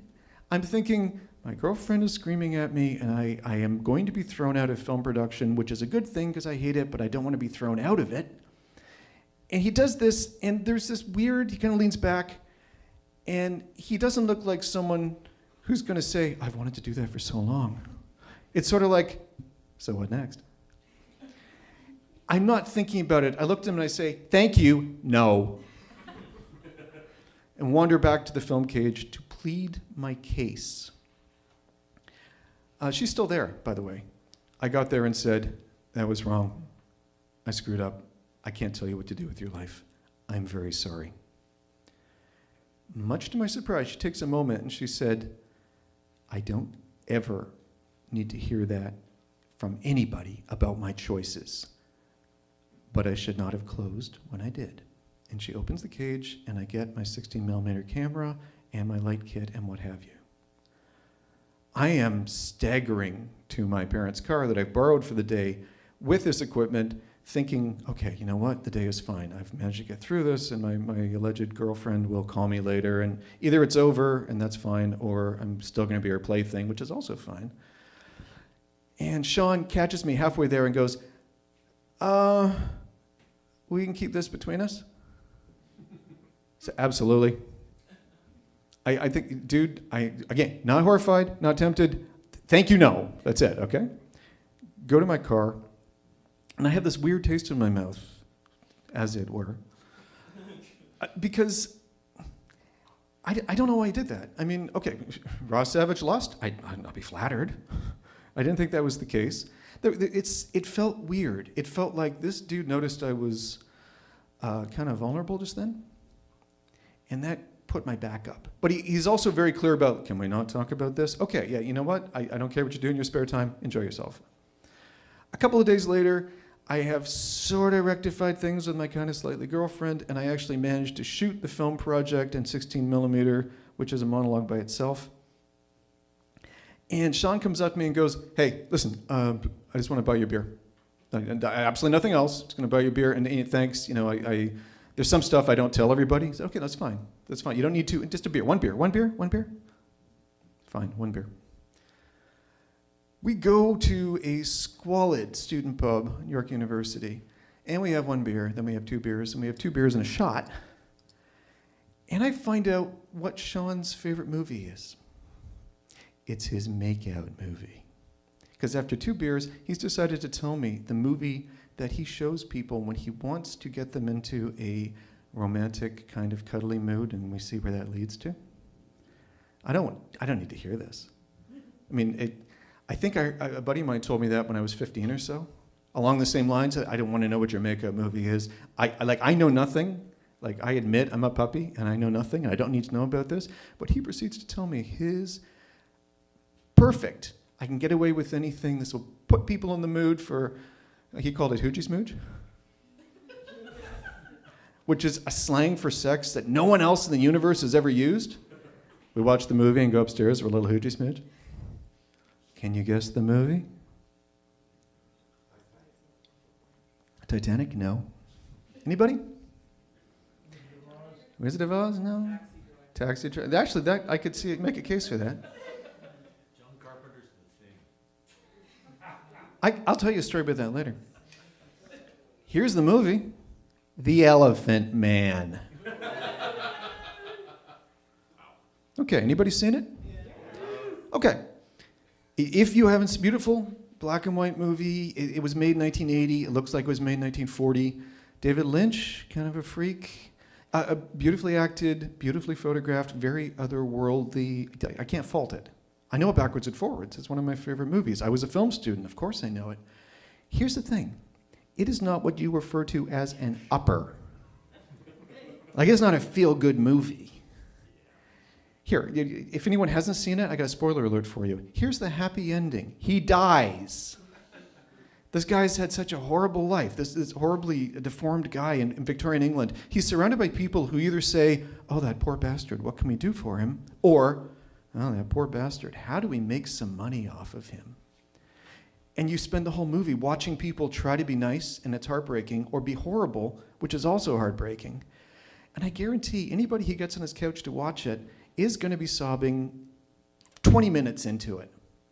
And he's there to swoop in, because when you're sad and defenseless, let's have sex. Excuse me, hugie smooge, yes. I'm sitting there thinking, I don't know if you're straight, gay, bi, anything. What I think you are is an opportunistic sociopath. In this disguise of being a, tall, handsome, slightly goofy film student. So I'm not horrified, but I do not want to be in a room with this dude right now, because he's a bizarre manipulator. So for the record, that is the start and end of my bisexual career in university. I'm bringing it up tonight because I have managed to get back in touch with this guy distantly. Want to know what he's doing these days? He's not doing 6 to 10 years in Kingston. He's not up on charges. He's not a self-help guru. He's not notorious for one of those tapes or one of those recordings where you try to pick up people of either sex. He got in touch with me because he is selling fire suppressant equipment to industrial entities, such as the one I work for. And called me and said, hey, Mike, I just wanted to say hi. It's been a while. I say, hey, Sean, how you doing? How's the fire extinguisher business? What would you say? Come on. And he said, yeah, no, we haven't talked for a while. Maybe I don't come down to that office very often, but we have a lot of really interesting products. And if there's anyone you know who's actually buying this equipment, maybe you could give them my name. I said, sure. Yeah, I'll give them your name. Sure, why not? And he said, yeah, the crazy stuff we did then. But then, yeah, well, okay, fine. And, he's married. He's got 3 kids. 2 of them are 2 daughters, and they're into gymnastics, and there's a son who's into water polo. And we talked about Costco and how you can get apple juice at a good price there and stuff like that. No one knows anything across the board. I just thought it was interesting that this guy who I was convinced you're weird and horrible and manipulative and sociopathic and what have you, or maybe he was a film student and was horny. Maybe it wasn't as dark as it looked like, or maybe it was as dark as it looked like and he got past it. Maybe it wasn't as special as I thought it was that moment. I don't know. I wished him nothing but the best. I continue to wish him nothing but the best. Still wish he hadn't leaned over and kissed me when I was having a terrible day. But since I walked away with the film equipment and actually sort of kind of got back together with the girlfriend, I'm calling that a win, even 40 odd years later. So here's to winning. Cheers. Thank you.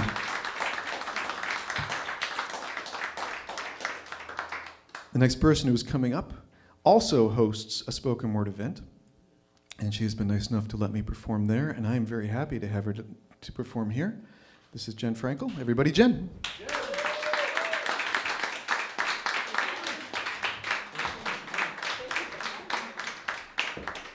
All right, I totally feel like I've been on a roller coaster, probably sitting beside a carny, and I am just not sure whether I'm coming or going at the moment. I didn't prepare anything. I thought I would come up and do something of an experiment, if you guys are into me experimenting on you. So that's all right? Okay, so I've had a odd life, just like everybody else in the room, which is nice. It's nice to be in odd company. I have had at least 30 different places of residence. I think I'm up to 34. When you move that much and you have as many weird jobs as I have, you just have stories, but you don't necessarily know that you know your stories anymore. I tried this once with poetry when I was running an open mic in Toronto, and the number of poets that showed up actually was equal to the number of people in the audience, and the number of poets that showed up was 3. Each of the other poets wanted to do one poem each, and we had an hour and a half to fill.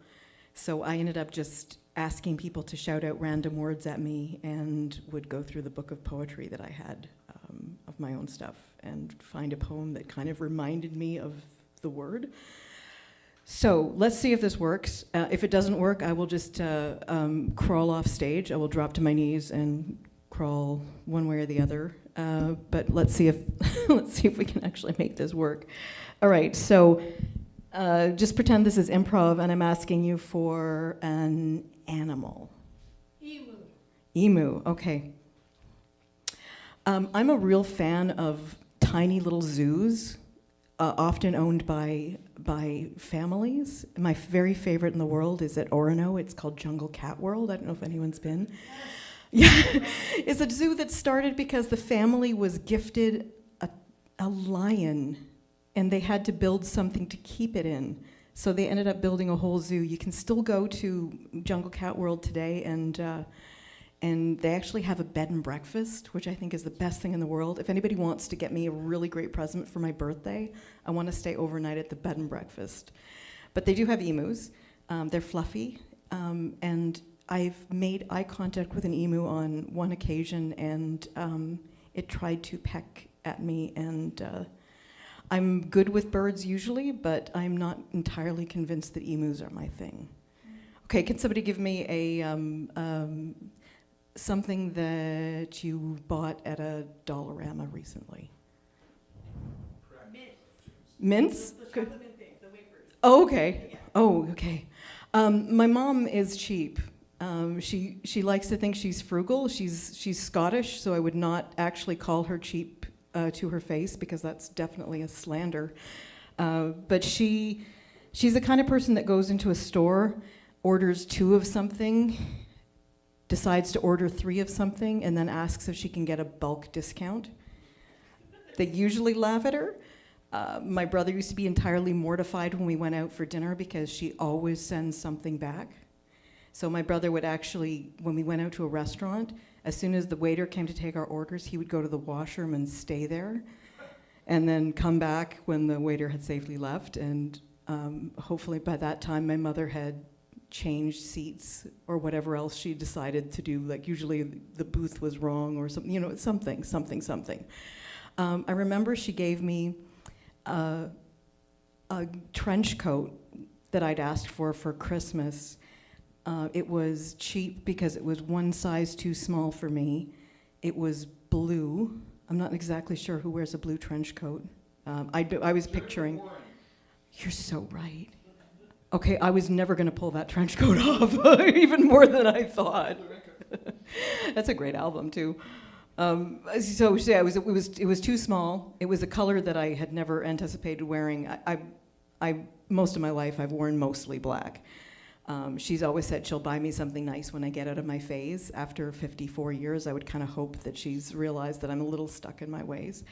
It also didn't have a belt, and I don't know if you know much about trench coats, but you kind of need the belt. It's just kind of part of the style of the thing. But I also remember that she gave me chocolates one year. I can't remember if it was for birthday or if it was for Christmas, but it was chocolate mints, and they had kind of melted together a little bit, so I'm assuming that she got them cheap. They did not taste very good. That's a sad story. That's a sad story about my mother. Can I get someone to give me a location, either geographical or non-geographical? I don't care.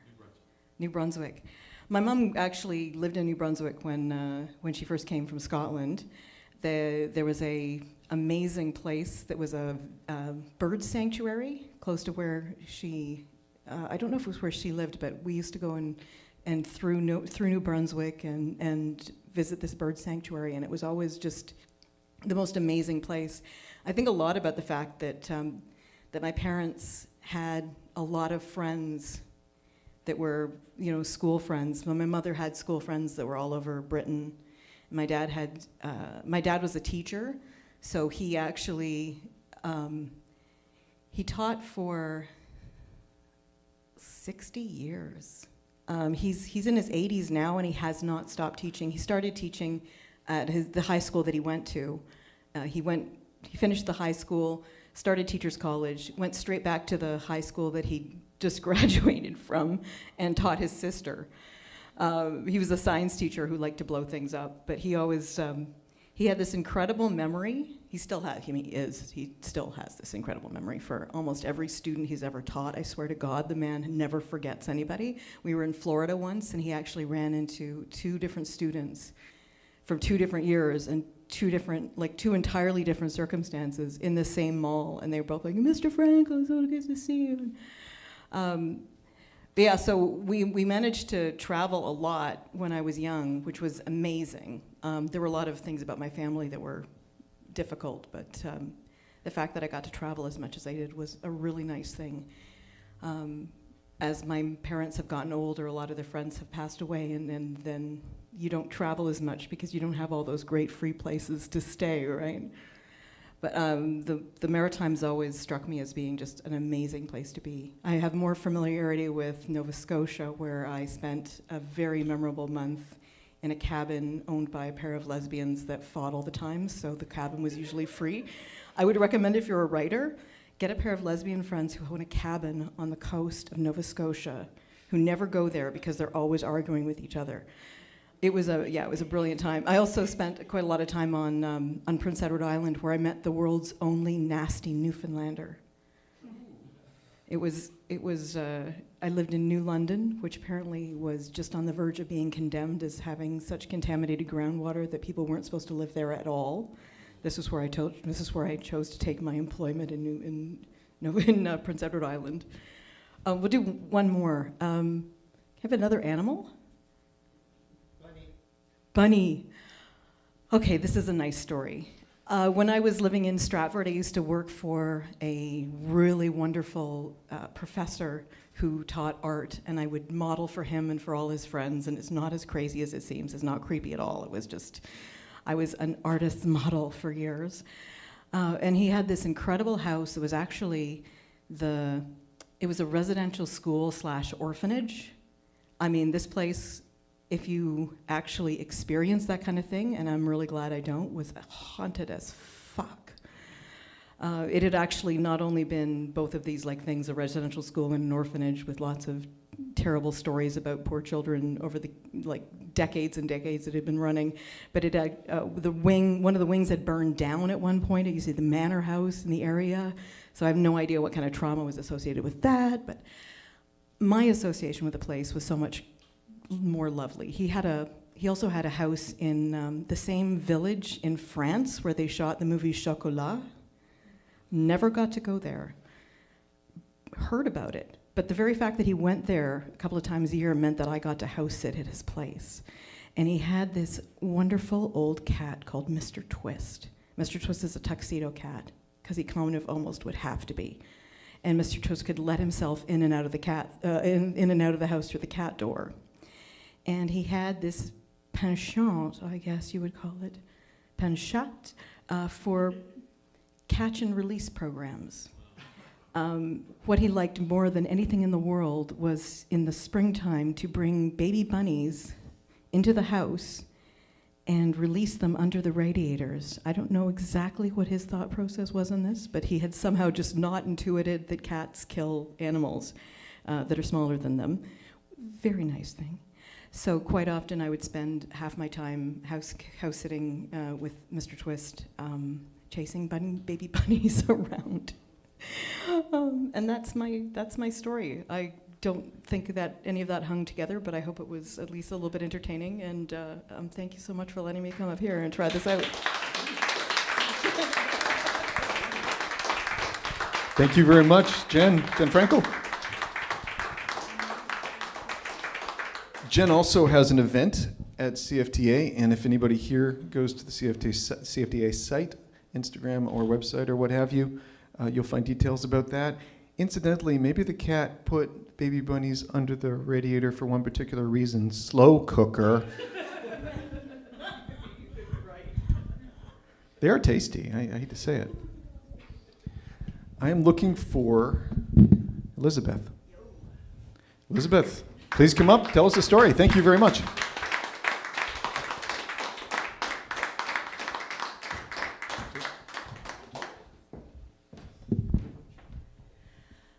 Hi, I'm Liz. These lights are way brighter than I thought they were. Yeah, Jen brought me. Nice to have another Elizabeth in the room. That always makes me feel good because it's very rare.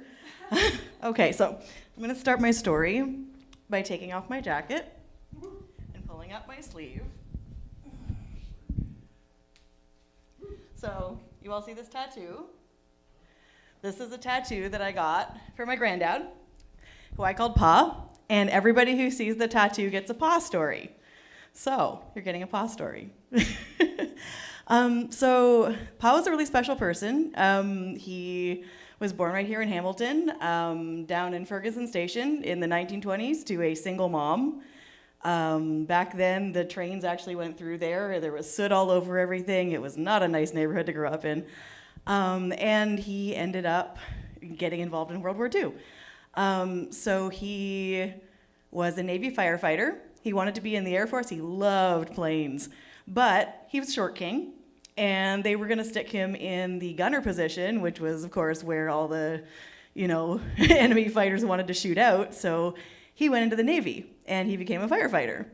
So that was really good for him because he definitely had a flair for adventure, for, seeing the world that followed him throughout his life. So he later on ended up also being a stock car racer. That was his hobby for a long time. He was a car mechanic. And he did that before there were roll cages or seat belts. So, and he was largely intact. So, he must have been good at it. But, he loved cars his whole life. He loved technology. And there were three things we always said he loved more than anything else: roller coasters, NASCAR, and Disney, with a side of Star Trek. So this is tangentially about his love of roller coasters. So when I was a kid, we went to a lot of different amusement parks with Pa in the summer. We went to Disney 24 different times. That's why I've got a Mickey on my arm, obviously. And one year we went to Cedar Point.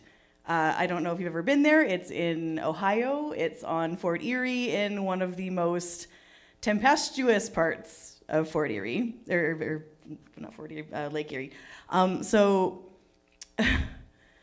when the storms roll in, they really roll in. And they have some of the most incredible roller coasters in the world. They also have a dolphin tank. At least they did at the time. I sincerely hope they don't now. But it was about 1996, 97. I was about 12 years old. And we were at Cedar Point watching the dolphin show. And the dolphin tank and the stadium around the dolphins looked out onto Lake Erie.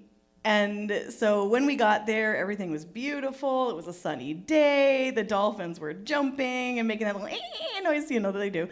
And we were just having a great time watching the dolphins. And then all of a sudden, the wind kicked up. The clouds started to get bumpy. I don't know if you've ever seen those really weird-looking clouds that you get before a downdraft, but they're strange. They're lit from below, but you're not sure where the light is coming from, and there's sort of this blue and orange at the same time, and things got really weird really fast, and the wind started kicking up. And I have never seen any area in any amusement park clear out as quickly as that Dolphin Stadium did. As soon as they came over the announcement and said, there's a downdraft on the way.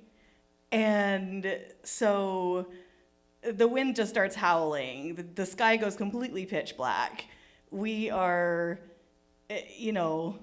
running out of there as quickly as we safely can, but it's not fast enough. And the rain starts. It's in sheets so heavy you can barely see a foot in front of you. And the lightning starts. And we got stuck in the very middle of this in an empty amusement park, nobody helping us. We were just running to the exit. And I started to feel the hair rise up on my arms. I've never been that close to a lightning strike in my life. And all of a sudden, I just felt Pa's arms around my waist, and he pulled me behind a pillar right about 30 seconds before a lightning strike hit the ground. And we managed to get out of there. We were just in an RV. For some reason, the campground didn't get hit as badly with this horrible storm as the rest of the park. So even though we were basically in a trailer park, conventional wisdom about trailer parks did not hold up. We were fine in this RV. But honestly, that just kind of sums up what being around this man was like. It didn't matter where you were with him. You always felt safe. Yeah. And he's the only person who could ever walk me through a lightning storm. And that's Pa. Thank you.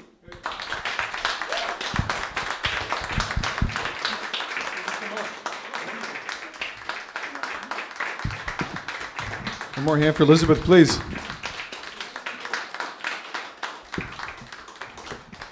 Just for the record, because it's the last thing I expected to hear today, I also had an uncle I dealt with the lightning storm. My uncle in kind of northeast Ontario, this weird kind of German town called Newstead.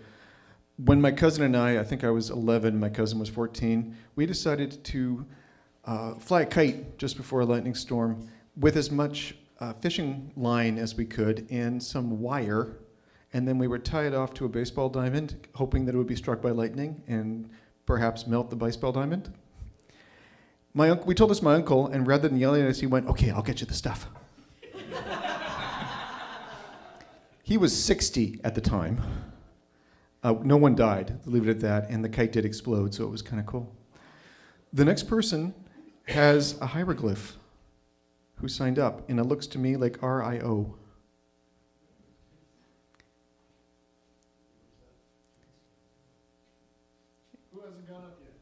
Who hasn't gone up? Who signed up? There was somebody sitting at the back. Who may have left? Yeah. Okay. Then we are to the second last person, and the second last person works here and has been nothing but nice to me since I showed up, and is also an incredibly good storyteller. Ladies and gentlemen, Dexter.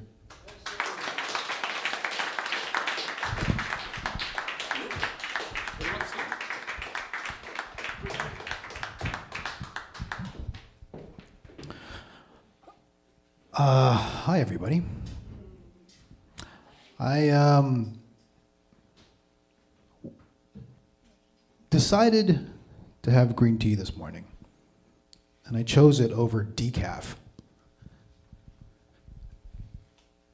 And listening to you guys, it made me realize that moment and how many drugs I've done in my life. Like, I've done a lot of drugs. You know, it happens, and it's called life. I haven't had a drop of alcohol since 2019. My wife insisted on my birthday, and I said, no, I can't do it. I have psoriasis. It's getting to me. And she goes, just do it. And psoriasis exploded. I said, I told you, I'm never going to do drugs again. We'll never do alcohol again. And so I just, what am I talking about? Drugs. I'm just going to go off a list in my head of all these drugs I've done, and maybe that will dissuade or encourage you, especially you young ladies, to either do them or life. Either one is the same. Alcohol, the last memorable time I had was my birthday again, but it was 2018. The year before, my buddy took me out to a bar, and I was house sitting a friend's place. He was on vacation. He said, take care of my place. And I said, okay, I'll do that, no problem. Takes me out to the bar, gets me drunk, drops me home, and all I remember was waking up in the shower. And I'm lying there going, what the fuck? And there was this giant turd right in front of my face, and I'm like, who the hell comes in the shower, shits in... I get up, I'm like, oh, it was me. That came out of me, this giant... It was awful.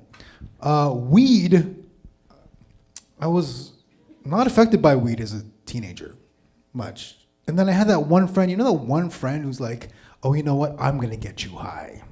I'm like, no, you can't get me high. It doesn't do anything for me. So he made me smoke in a bong, and it was some special kind. I'm like 19, 20, and it fucked me up. Again, I'm on the floor by the toilet, and he's laughing at me, saying, you want some more? I'm like, no, thank you. Mind you, I did still smoke weed, even up to recently. But then after that experience, a friend of mine said, do you want to try something else? I'm like, not weed. Let's try Coke. And Coke has a special place in my heart because it went into my system and said, no, this guy is already an asshole. It's not going to work. And it never did. Like, I didn't get how people got so high and went to clubs. It just didn't work for me.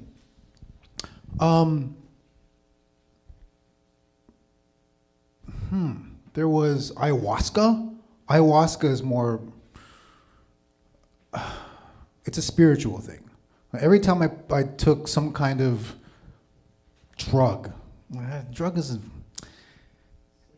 it's psychedelic. Yeah, it's like, it's a medicine. That was more of like a medicinal thing. It's spiritual. You get to understand the universe and yourself, and you hug trees and you suck in air and go, wow, we are all connected.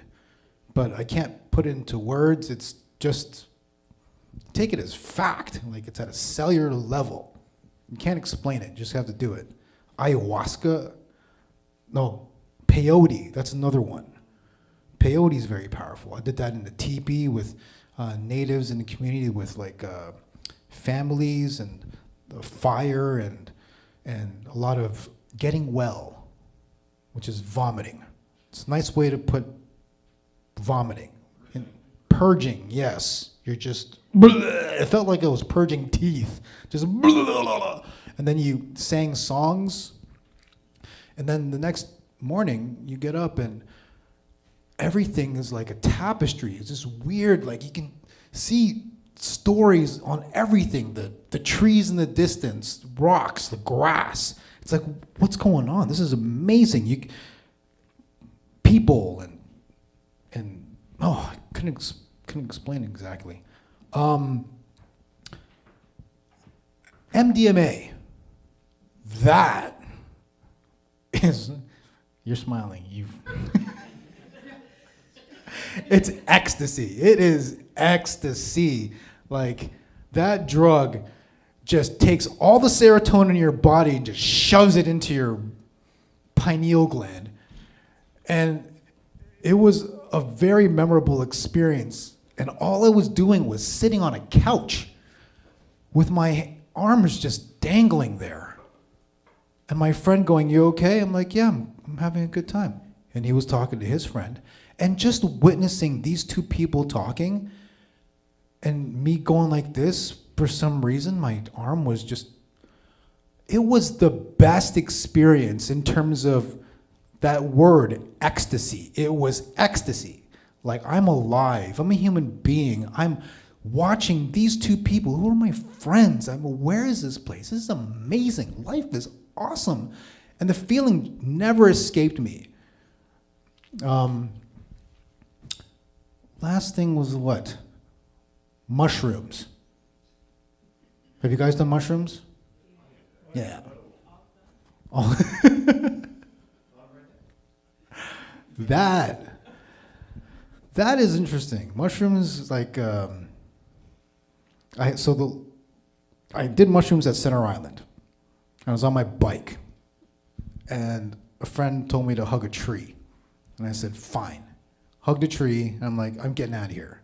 Got back on the ferry, and everyone was on the second outdoor deck, and I was at the bottom, avoiding people as much as possible with my bike, and I sat there and holding my bicycle. I'm glad that no one was around. And for some reason, this one elderly woman comes running towards me, and she sits right across from me. And I'm looking at her, I'm going, oh shit, out of all places, what, don't. And she was sweating, and she was nervous, and she was like, hi, how are you doing? I'm like, good, hi, thank you for sitting nowhere else but in front of me. And she's like, started telling me her medical history. My family has had a lot of heart issues and cardiac blah, blah, blah. I'm like, why are you telling me this? And then all of a sudden, I hear this piercing ringing in my ear, like, pew! And my eyes are shut, and it goes white. And I'm holding the bike in one hand, and my other hand just goes like this for some reason, and it starts shaking. And I'm in this trance for like a good 5 seconds. Like, pew! I'm like, what just happened? I look up, I look at the woman, and she's just looking at the floor with this nice smile on her face, relaxed. I'm like, what did you do to me? You did something with the mushrooms. It had something to do with me hugging a tree. So something happened that helped her from mushrooms. I'm going to have some green tea tomorrow, and that'll be my high for the day. Don't do drugs, but do life in spades. Bring back Mike.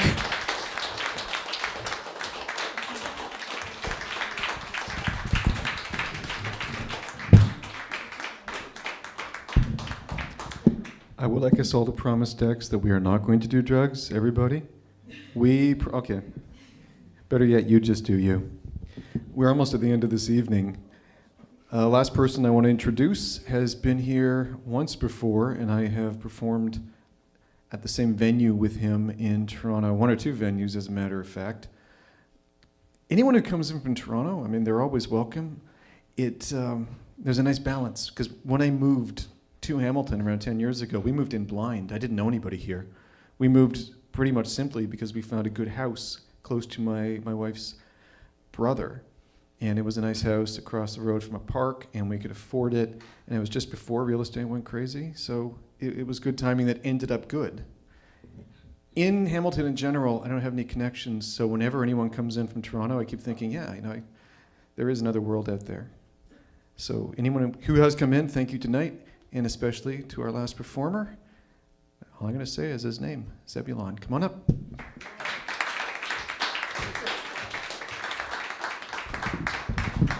Keep going for Mike Derbecker, everybody. And also every one of you who got up here, because it's not always easy. And there's no show without that. And also thanks to you guys for putting this on. I was an accident. Not a mistake, an accident. There's a difference. There's still time for me to prove that I wasn't a mistake. But my parents did not plan me. My parents knew nothing about family planning. And so my father was very young when I was born, and he was one of the older members of a fairly large family. So when I was born, my youngest uncle was 5 years old. And because of that, our relationship was more like older brother, younger brother than uncle and nephew. For example, I looked up to him and admired him and followed him around and wanted to be exactly like him. like a typical younger brother, and like a typical older brother that pissed him off, and he tormented me, because that's what older brothers do. The thing is, he was really good at it. I don't know what it was. I think it was his patience. He had this unnatural patience for a young child, because he could find that right spot in my grandparents' house and just stand there, like behind a curtain, for 20 minutes until I was completely relaxed and certain that he wasn't going to do anything. And then he would just jump out at me and he would scare me. And sometimes he wouldn't even jump out and scare me. Sometimes he would just sort of sneak up on me and watch me, and then like if I got up to do something, I'd come back and like all my toys would be different. And for a long time, as a kid, I was actually convinced that my grandparents' house was haunted. But it was, when I got older, I realized it was just my uncle fucking with me. Fast forward, I'm in my 20s, and I'm driving up to the cottage with my girlfriend. It's her stepmother's cottage for Thanksgiving weekend, which is like everything that you imagine when you think of a family Thanksgiving weekend. My stepmother-in-law, she's a lovely woman, but I don't like her. I don't like the trope of lazy teachers, because I know that's not true about teachers, but it's kind of the case with her. It was like Thanksgiving weekend, and she's already up there, and she's like, I just need a break. I need a vacation. And the rest of us are sitting around being like, we didn't spend the whole last summer up here at this cottage. And so it was like a weekend of hearing about how she needed time off when she got way more time off than the rest of us. The good part of it was, of course, the Thanksgiving dinner, because that's the best part of Thanksgiving. But of course, she wasn't going to make a dinner. That was just too much trouble. So what we would do is we would go into town where there was a community center, and all of the local women would get together and they would cook a giant, tens of turkeys and hundreds of pies. It was amazing what these women could do. They had it was that level, that quality of cooking that you can only develop through generations of patriarchy. It's like the cooking was so good because that was probably all they were allowed to do, and the dinner was amazing because of that.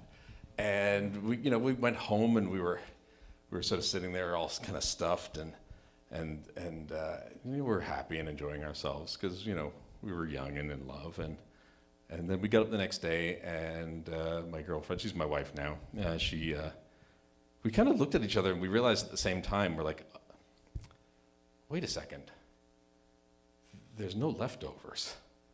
This is the tragic flaw of the church lady Thanksgiving dinner. There's no leftovers, and the leftover turkey sandwich is the best part of any Thanksgiving meal. And so we're a little bummed by this.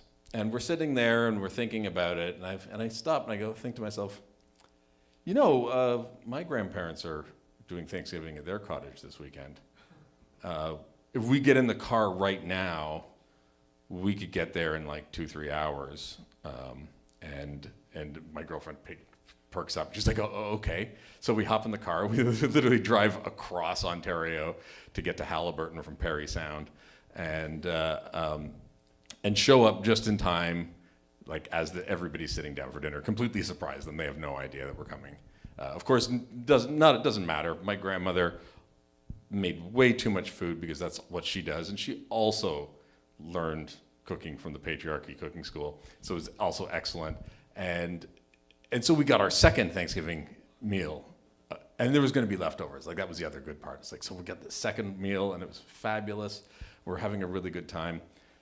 And of course, the problem was there wasn't any room for us. The cottage was already packed with family. But my brother was there. My brother was 14 at the time, because as I mentioned earlier, my parents don't know anything about planning families. And he was there with his friend Cindy. And I'm one of those guys that if I'm going to drive up north, there's going to be a tent in the trunk of the car and a couple sleeping bags just in case. So we said, well, why don't you two go sleep in the tent behind the cottage, because when you're that age, that's fun and cool and exciting, and when you're in your 20s, you're kind of done with that. You just want to sleep in a bed. So they went out. We got their room, and they were in the tent, and so I'm in the bedroom with my girlfriend, and she's up on the top bunk, because there's no having sex in that cottage with family there. The walls are all paper thin. We're lying in bed and sort of enjoying our second Thanksgiving meal and dreaming about the sandwiches tomorrow. And there's a knock on the door, and it opens a crack, and my uncle sticks his face in, and he goes, "Hey, you want to go outside and pretend to be bears?" And my girlfriend pops her face over the edge of the bed, and she's like, "You have to. It's your duty as an older brother." And I'm like, "Okay, yeah, I'm going to do it, whatever my girlfriend tells me to do." But also, it was like kind of a special moment for me. It was like the first time in my life when I was no longer the prey and I got to be the predator. That's like I was a member of a special club that I'd never been in before. So I got up and I got dressed, and, and we sort of met in the living room, and then we went out through the front door of the cottage. Now the tent was behind the cottage. At the front of the cottage, you walk straight ahead. There was a lake, so we went out. We walked straight towards the lake, away from the tent and the cottage. Didn't say a word. After we left the cottage, didn't speak once. Didn't have any flashlights. We just walked out, walked to the lake, turned left, walked over until we hit the neighbor's property. They were from the U.S., so they never came up for Thanksgiving because they do it the wrong time of year. And then we walked up through their property until we hit the back road, the service road where all of the everybody drives in through the service roads. And as we got to the service road, my uncle sort of signaled to me to stop. We stopped, and he picks up a stick, and he snaps it, making a loud crack that just like echoes through the forest. And as soon as he does that, we hear my brother and Cindy just like immediately stop. They stop talking. It's quiet. The light goes off in the tent. And then we just sit there and we just wait. We just wait until the sound that they heard turns into a sound that they think maybe they heard. And then eventually they start talking, and they start talking again, and they relax, and the light comes on, and you see the glow of the dome of the tent. And so then we start walking down the road towards where the cottage was. And there's a big forested area in between the road and the cottages. So we walk along. We get to the point where we're in line with the cottage and the tent between us and then this forest. And my uncle takes another stick, and he cracks it again. And immediately the lights go off in the tent. He's like, "What? Did you hear that? What was that? Did you hear something? Shh, shh. What?" We just wait. Just completely silent. Until eventually their fear just goes away and they get relaxed again. Then we start crawling through the forest, slowly getting closer and closer to the tent, until we're maybe 20 feet away. And then my uncle makes the sound. Now, again, another piece of brilliance, I think. If you say you're going to pretend to be a bear, what sound are you going to make? You're probably going to make the wrong sound. I wouldn't describe his sound as a bear. It was more like a large pig, which I think was more terrifying, because it just, all you knew was that there was something big out there, just this.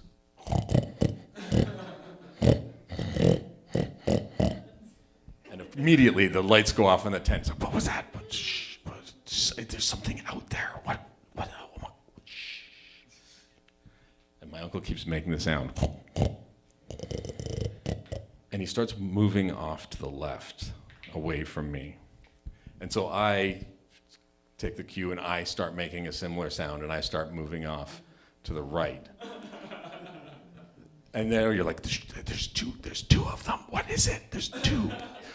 Oh my God, and we start walking until eventually we're surrounding the tent on either side, maybe about 10 feet away at this point. And you can hear them. They're they're trying to be so quiet, but they can't because they're scared. And then the most incredible thing happened. Cindy, my brother's friend, says, "Fuck this. If I'm gonna die, I want to see what gets me." Cindy was tough. I'm sure she still is.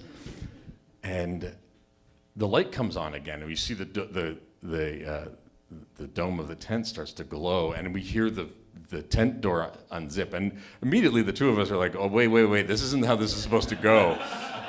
We're about to get caught." And so, not knowing what to do, as soon as she gets out, we just start screaming and just like bolt directly towards the tent. And of course, that freaks her out. She screams, and then my brother's like, "Oh," and he's screaming as well.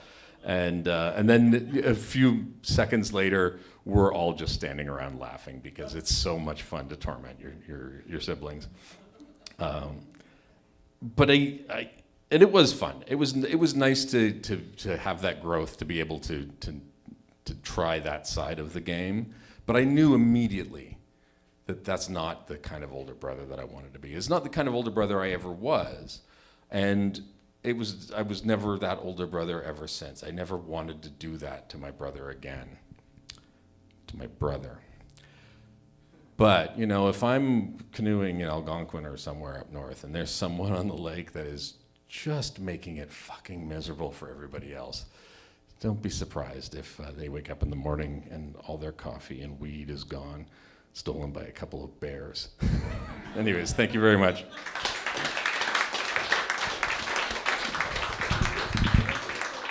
One more time, please, for Zebulon Pike.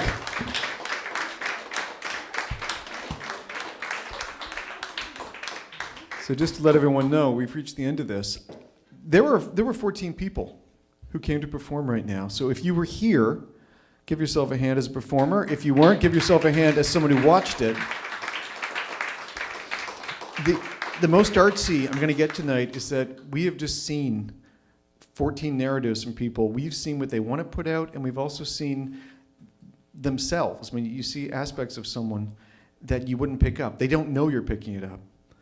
And that's rare. So this happens in this place on a bunch of different evenings. Every Thursday there is an open mic. It's primarily stand-up. I think you can sneak in something else if you wish. There are storytelling nights, the ones that I host, the ones that Jenna hosts. There are all kinds of events.